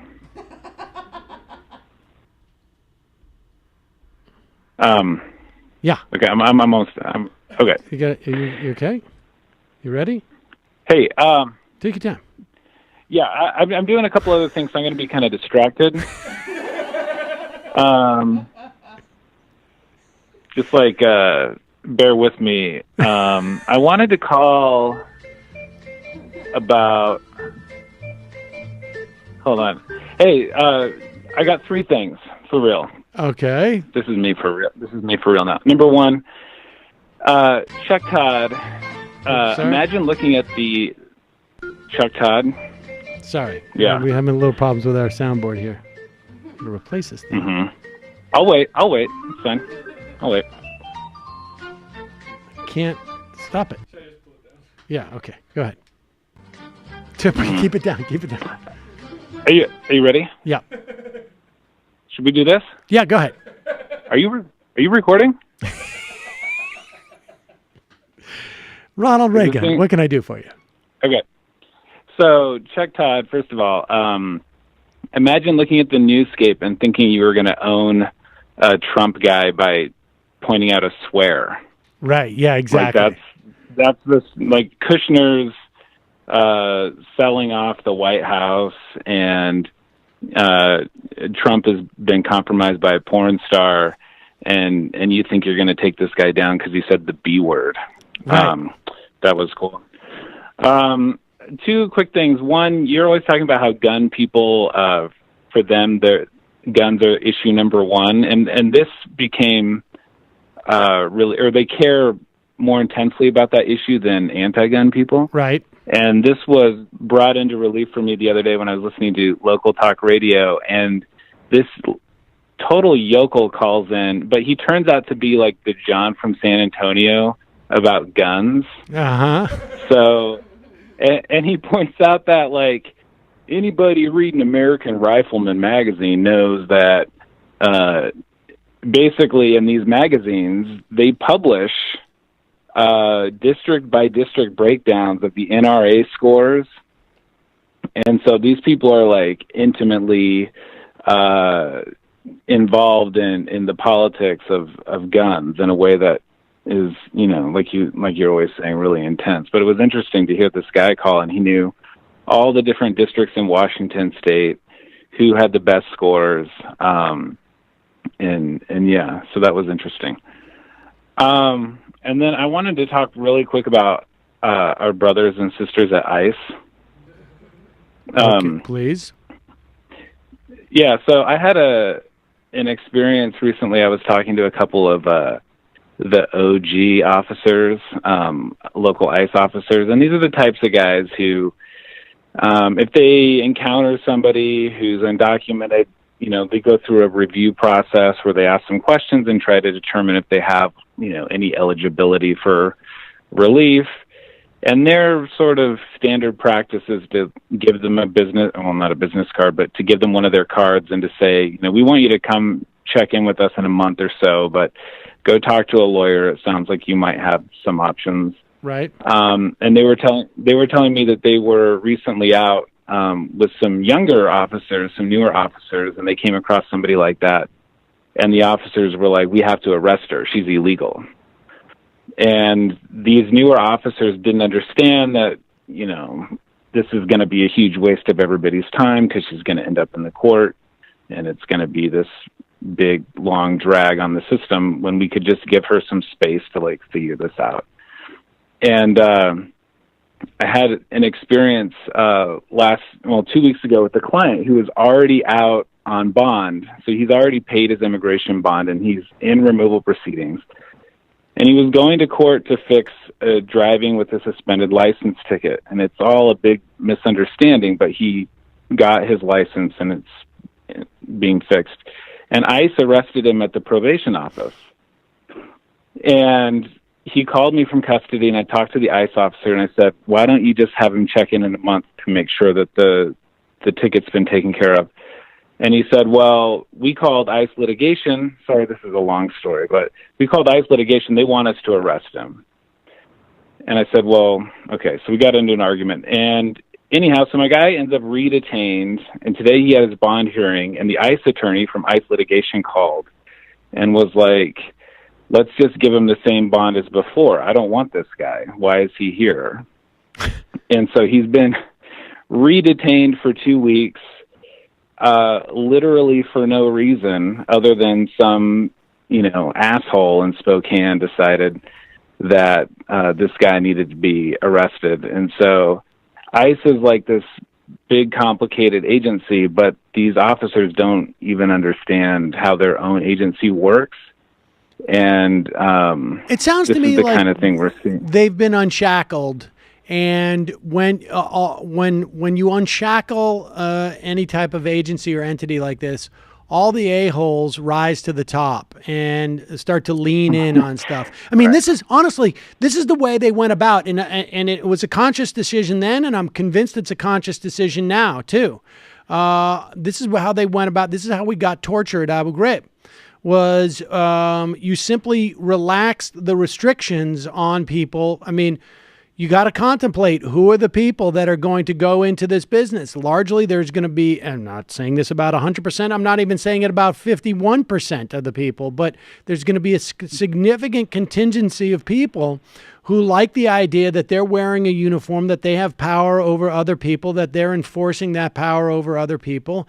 And if you basically say, hey, nobody's going to get in trouble here, you're going to get stuff like this. You're going to get stuff like, what you get from the Baltimore Police Department, or you get it from Chicago Police Department because you don't have the feds, or the DA basically scrutinizing them. And that's how you get Abu Ghraib, is that you unshackle people, and then the worst actors take the forefront. And that's what it sounds like what's happening with ICE across the board.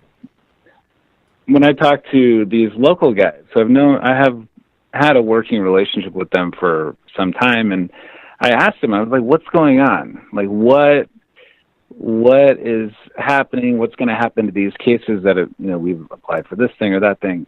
And they just looked at me and shrugged. They're like, we have no idea. We don't know who's in charge. We don't know, really what we're supposed to be doing. And so that's why you see these weird pockets or locations of things happening, because there's going to be some field offices where they're like, fuck yeah, let's do this. And they're going to take that approach, a really overhanded, aggressive approach. And you're going to see other places where they're maybe thinking, let's wait till we get further instruction. But basically, there's nobody driving the boat. Do you drive a boat or do you steer? Anyways, right. Whatever the Water metaphor is, boat, nobody's. Fucking water boat. All right. Well, appreciate the call. It's a total water boat situation. Total water man. boat situation. All right. Whole thing's red flaggy all over it. Let's go to the phones. Censor sweep. Excuse me, the IM. Censor sweep. Sam, bringing up Mnuchin's alleged role in some minor banking irregularities is classic whataboutery. Make him answer the question about the swears.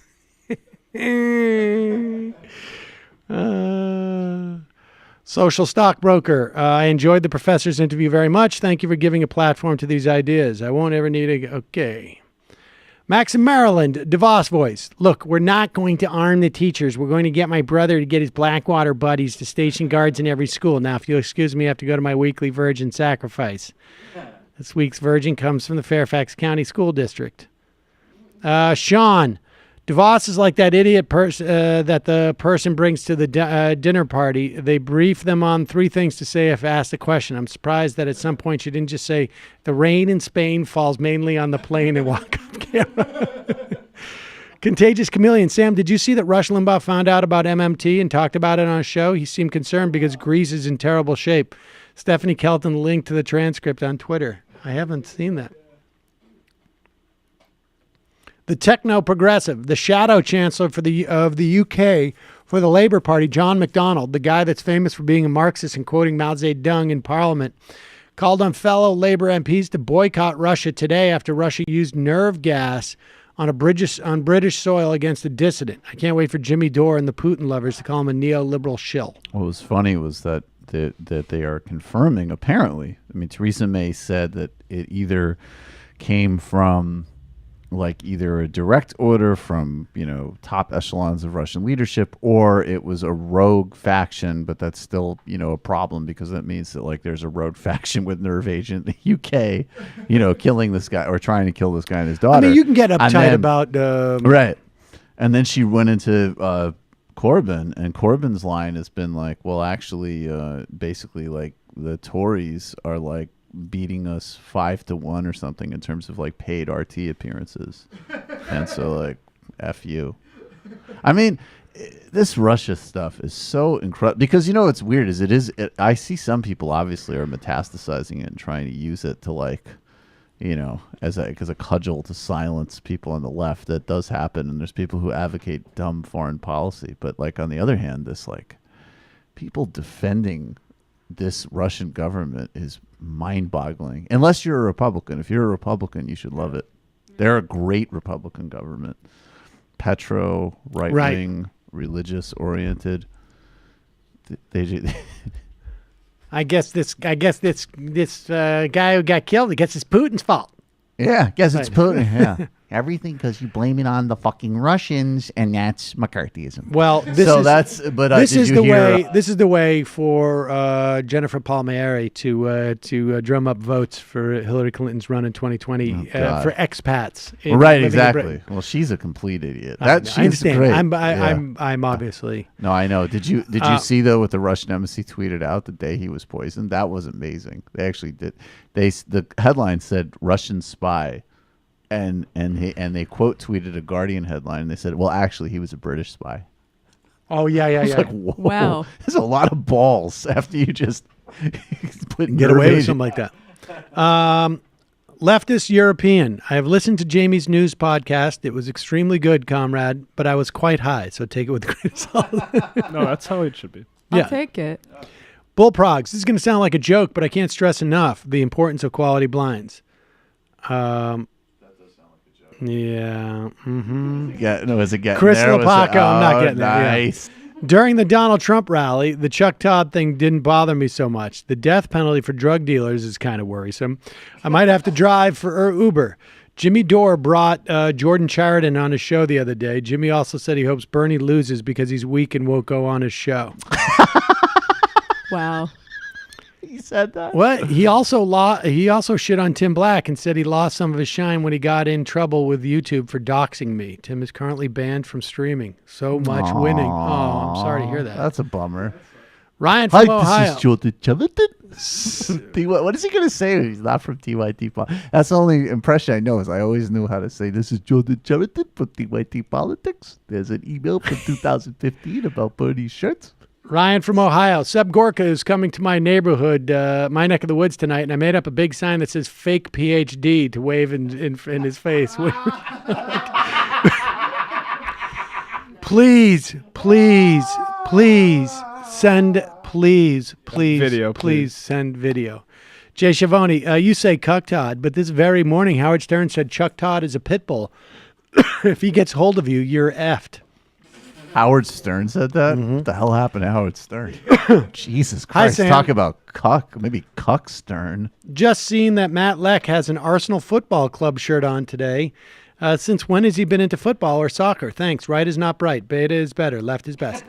I went to a Chelsea game when I was in London in 2011 and bought a T-shirt. There you go. Gulag Greg, read the whole I am, this time for some marks. The reason why we say class is the root of commonality of our woes is because Mark explained that the advancement of human society is in direct relationship with the advancement of our means of production.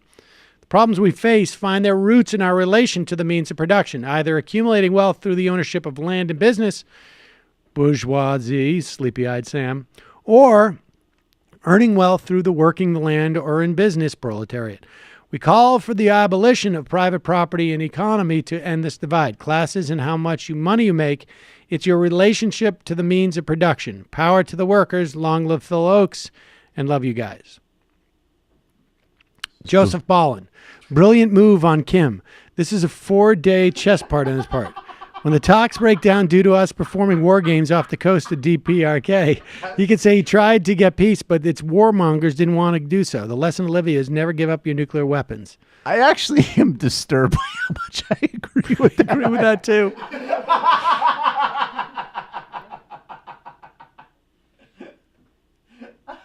It's all set to be like, oh, stop it, you idiot. And I was listening, yeah, it's basically true. Angry modern monetary theorist. Do you know a good antidote to know-it-all attitude I'm having right now? I just feel that everyone is fucking moron when it comes to policy. I know it's the wrong attitude to have. Help. Welcome to the majority report. Exactly. You've really imbibed the ethos. Exactly. We can't help you there. Oh, I can tell you. Oh, we stories. totally Just are the sort of dicks of YouTube in that regard. Like, we know MMT. Exactly. Yeah. Knowingly, like Darity and I were just like, well, MMT. Yeah, I know, me too. All right, don't worry about it. Kentucky Fried Comrade, Betsy DeVos. Diana Volchevich is an individual who must protect our individuality in schools because children are our most valuable assets, literally. We're looking to open up the markets within schools for students. I think a healthy mix of the markets in the NCAA in Dubai. Calling from a 610 area code. Who's this? Where are you calling from? Hi, Sam. This is Mike from Pennsylvania. Hello, Mike from Pennsylvania. I understand that Lawrence Kudlow is in line to perhaps replace Gary Cohn. Oh, here's a guy who makes Charlie Cook look like a political savant. Mike from PA, fucking pretender. Cockroach who couldn't even stand in my shadow at a friggin' jazz concert in 1990s WBAI. Fuck you, Mike. What do you have to say? I wrote a script. Democrat Connor Lamb has taken a lead over Republican Rick Saccone in the special election for Pennsylvania's 18th congressional district. The Monmouth University poll finds PA 18 voters are divided over whether recently announced steel tariffs will help or hurt the local economy. But very few say this policy will influence their vote on Tuesday's election to fill the open House seat. All right, Mike. So wait. Lamb So come on. Good. So what's the story with the polls? The polling seems to be more or less a toss-up, or no? Yeah. So this is a tough one because there's the Monmouth University poll just came out during the show. So I know John said there wasn't any high-quality polling, but he was wrong on that. Came out before his call, but I can't expect him to be perfect. Right. Yeah. Keep talking, Mike. Keep talking. That's okay, but Monmouth University is one of the best pollsters in the country, and they were one of the people that called the Doug Jones win. and they put out 3 models today, and they all had Conor Lamb winning. By how much? Because what I've heard is this. I've heard that internal Republican polling, which also nailed the Doug Jones race, had Conor Lamb up by 2, whereas he had been up by 4. So, what's really great about this poll is they provided a number of models, so you can when you take a dive into the internals, and if they created a model for the Democratic surge that's happening so far, and what's happening is that Democrats are getting a 16-point bump in the special elections thus far. And this district, I know he made fun of Cook, but the thing that's interesting about this district is it's been a very Republican district. It went. It went for Trump by 20, but it also went for Romney by 20. Right. So this has been kind of a it was lost to the Democrats in 2010. There was a blue dog kind of populist smokestack, like he was conservative on social issues and very much pro-union Democrat that was wiped out in 2010. And so there is actually a Democratic voting registration advantage. And what we're seeing is Conor Lamb is actually doing pretty good with his campaign. He's performing well. He's making it about local issues, about the candidates themselves. He's going after Paul Ryan. He's kind of flipped the script. He said he's not supporting Nancy Pelosi, so he's kind of disarmed that attack, which is basically what they do in every single election. And, he appeals well to that community. So it looks pretty good. That said, a district so basically we expect if he was a generic Democrat, he would lose by 5. New polls have him up by 6. Wow. This is the Monmouth University poll. So he is, massively outperforming what we would expect. And this is kind of a disaster to the likes of which I don't think I've been alive for the Republicans. If they lose this is crazy. I mean, it's nuts. And remember, they have spent $8 million in this race, right? I'm including outside expenditures. And here's the bottom line. You cannot spend $8 million in every congressional race in the country. You can't even spend, the idea of them spending $8 million even in close races around the country, that's astonishing. People should take note of this. I know Conor Lamb is not perfect, but the thing about Rick Saccone is he was actually, just so you understand who this guy was, he worked in Abu Ghraib as a consultant on enhanced interrogation. Oh, Jesus. So this guy is probably, if Obama had balls, this guy would be in some sort of gulag right now. Or he should have been prosecuted. And he is a strong advocate, and he tells stories of how he tortured people. Jesus. So this guy is the worst of the worst. And if he loses in this district, that's a deep red district, that would be world-shaking for the Republican Party. I don't know if they're just going to try to smash and grab after and just try to pass everything knowing they're going to lose, or if this will make them cleave from Trump. That's the thing we can't predict. But if Conor Lamb wins this by that kind of margin, the Republican Party is in an existential threat mode. Wow. All right, Mike. Appreciate the call. All right. Yeah, it was a great call, Mike. That was real good. Thanks for your insight. Folks, make no mistake. This is a war. And if you don't believe me, maybe you'll believe this man who is going to arm you for this war with supplements. On the offense, this is a war. And all I'm asking you folks to do is to think about this war and think about where you stand. And I want to thank the listeners that have supported over the years. You're incredible. But those of you that haven't gotten Alpha Power or haven't gotten Knockout the Sleep Aid or haven't gotten our incredible Prostagard formula, for those of you that haven't haven't gone and shopped with the good guys, but instead shopped with the globalists. Why would you do that when they hate free market countries? Because voting with your actions and your dollars can change the world, just as a military could, or just as an idea could. So that's why I'm saying, for those of you that have never gone to InfoWarsStore.com and gotten the Super Blue fluoride-free toothpaste 4 to 5 with colloidal silver and iodine, for those of you that haven't gone and signed up for auto ship, so you get it each month or every 2 months or every 3 months, you can get 10% off, but remember to support us and your own health and your own teeth. It's all there. It's a perfect win-win synergy, and you see the prosperity. You see the fruit of InfoWars. You see the victory. You see how we're on the path of victory.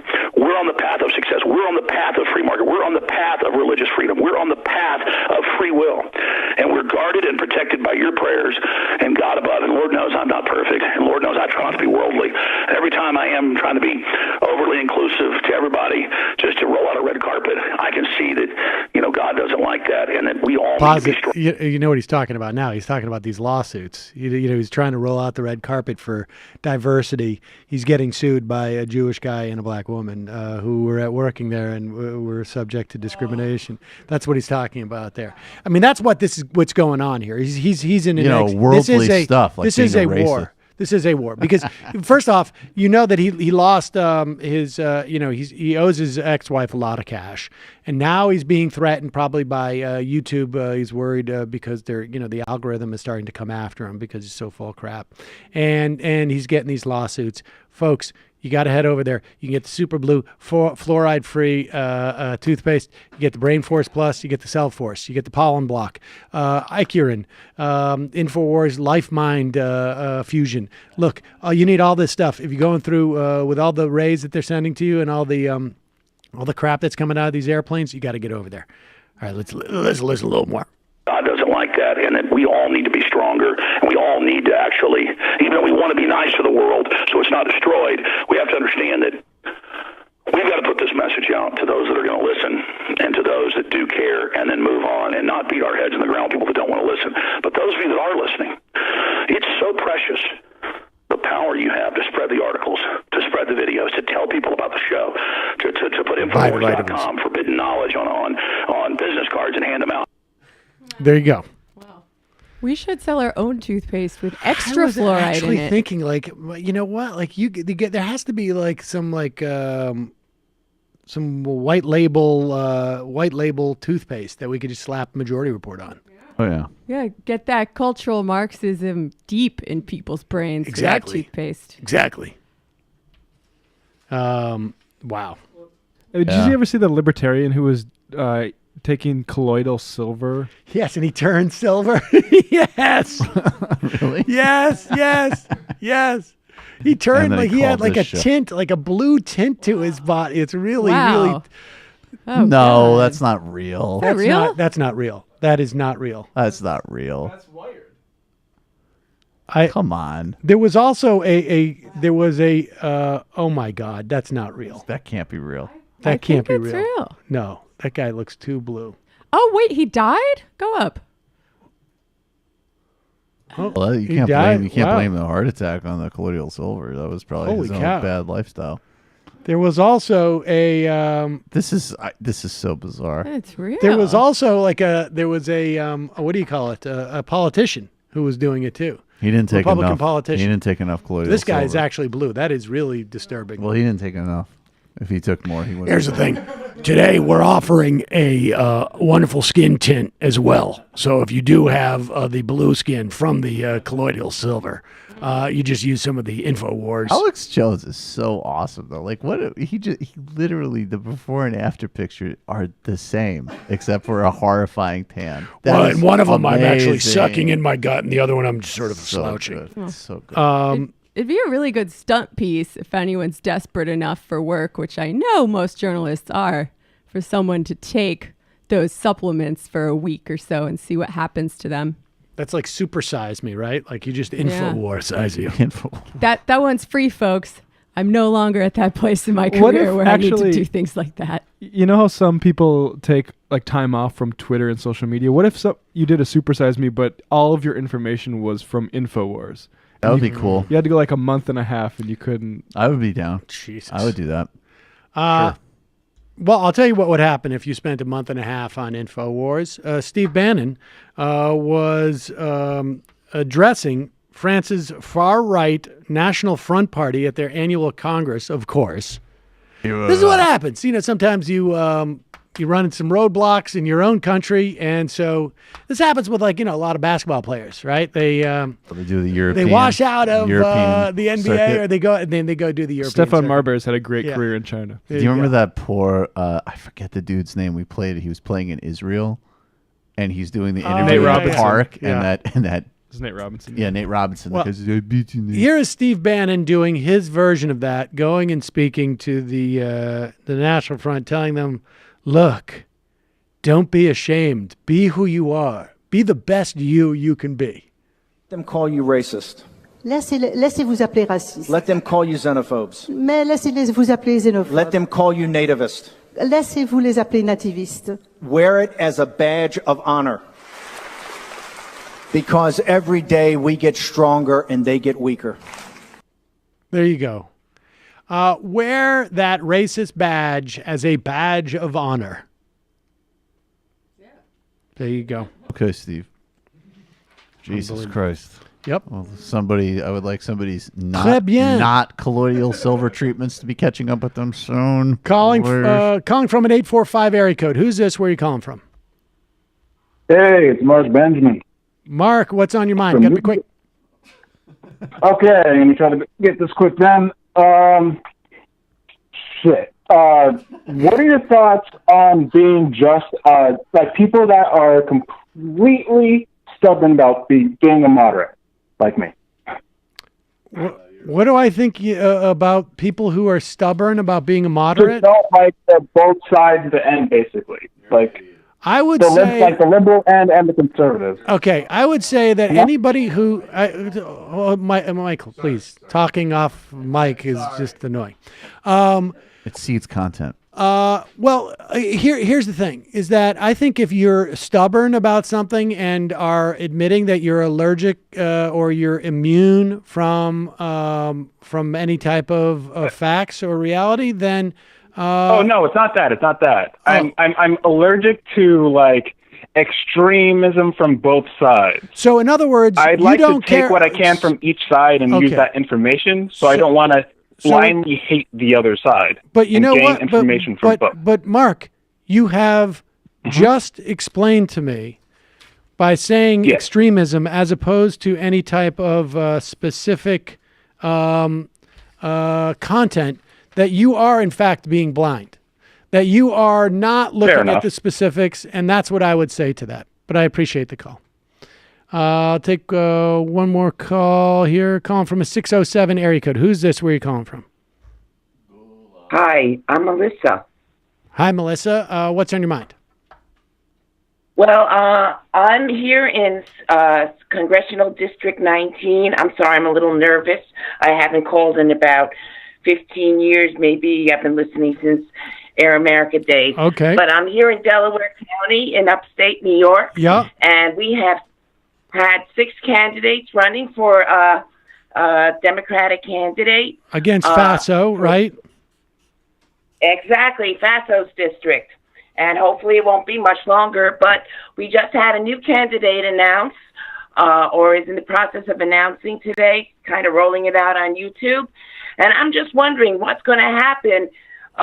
It doesn't look like any particular candidate has a really clear majority. And I'm just wondering what's going to happen when the winner of the primary only wins by 20%.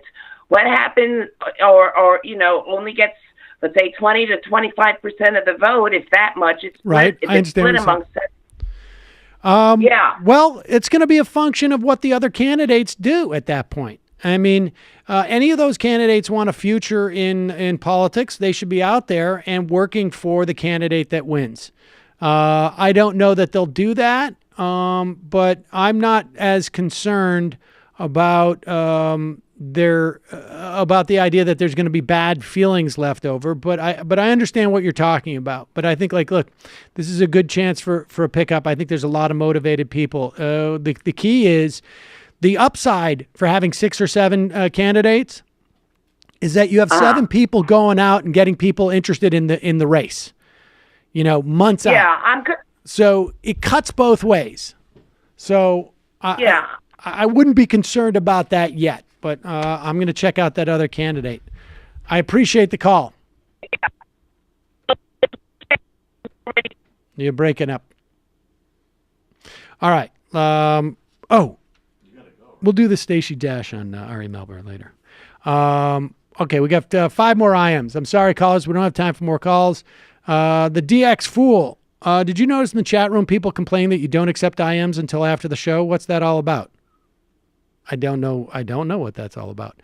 I love Sarah Palin. What you said about globalists last week, I agree with New Kelly. I never conflated globalists with Jew. On the Wall Street reform bill, of course, some Democrats believe this is a good idea. Obama and the other left centrists were using the whole line about community banks years ago. They have been indoctrinated with this pro-corporate thinking for half their lives. Okay. Censor sweep. Sam, bring you up Mnuchin's. Okay, yeah, we did that. Billy Silly, do you think Trump will meet with Kim Jong-un in Pyongyang as part of the negotiations, asked to be granted political asylum? Super Analysis. Hey, I'm our crew. Has any of you seen Black Panther yet? No, I don't think so. I haven't. Sleepy-eyed Chuck. As a lifelong health enthusiast, Michael, it's real. No guns. Did you guys tear into Tucker Carlson yet for his men's rights soliloquy on International Women's Day? I saw a couple of people getting duped into this on social media. He's misappropriating stats for MRAs, but his stats are even legitimate. I don't know.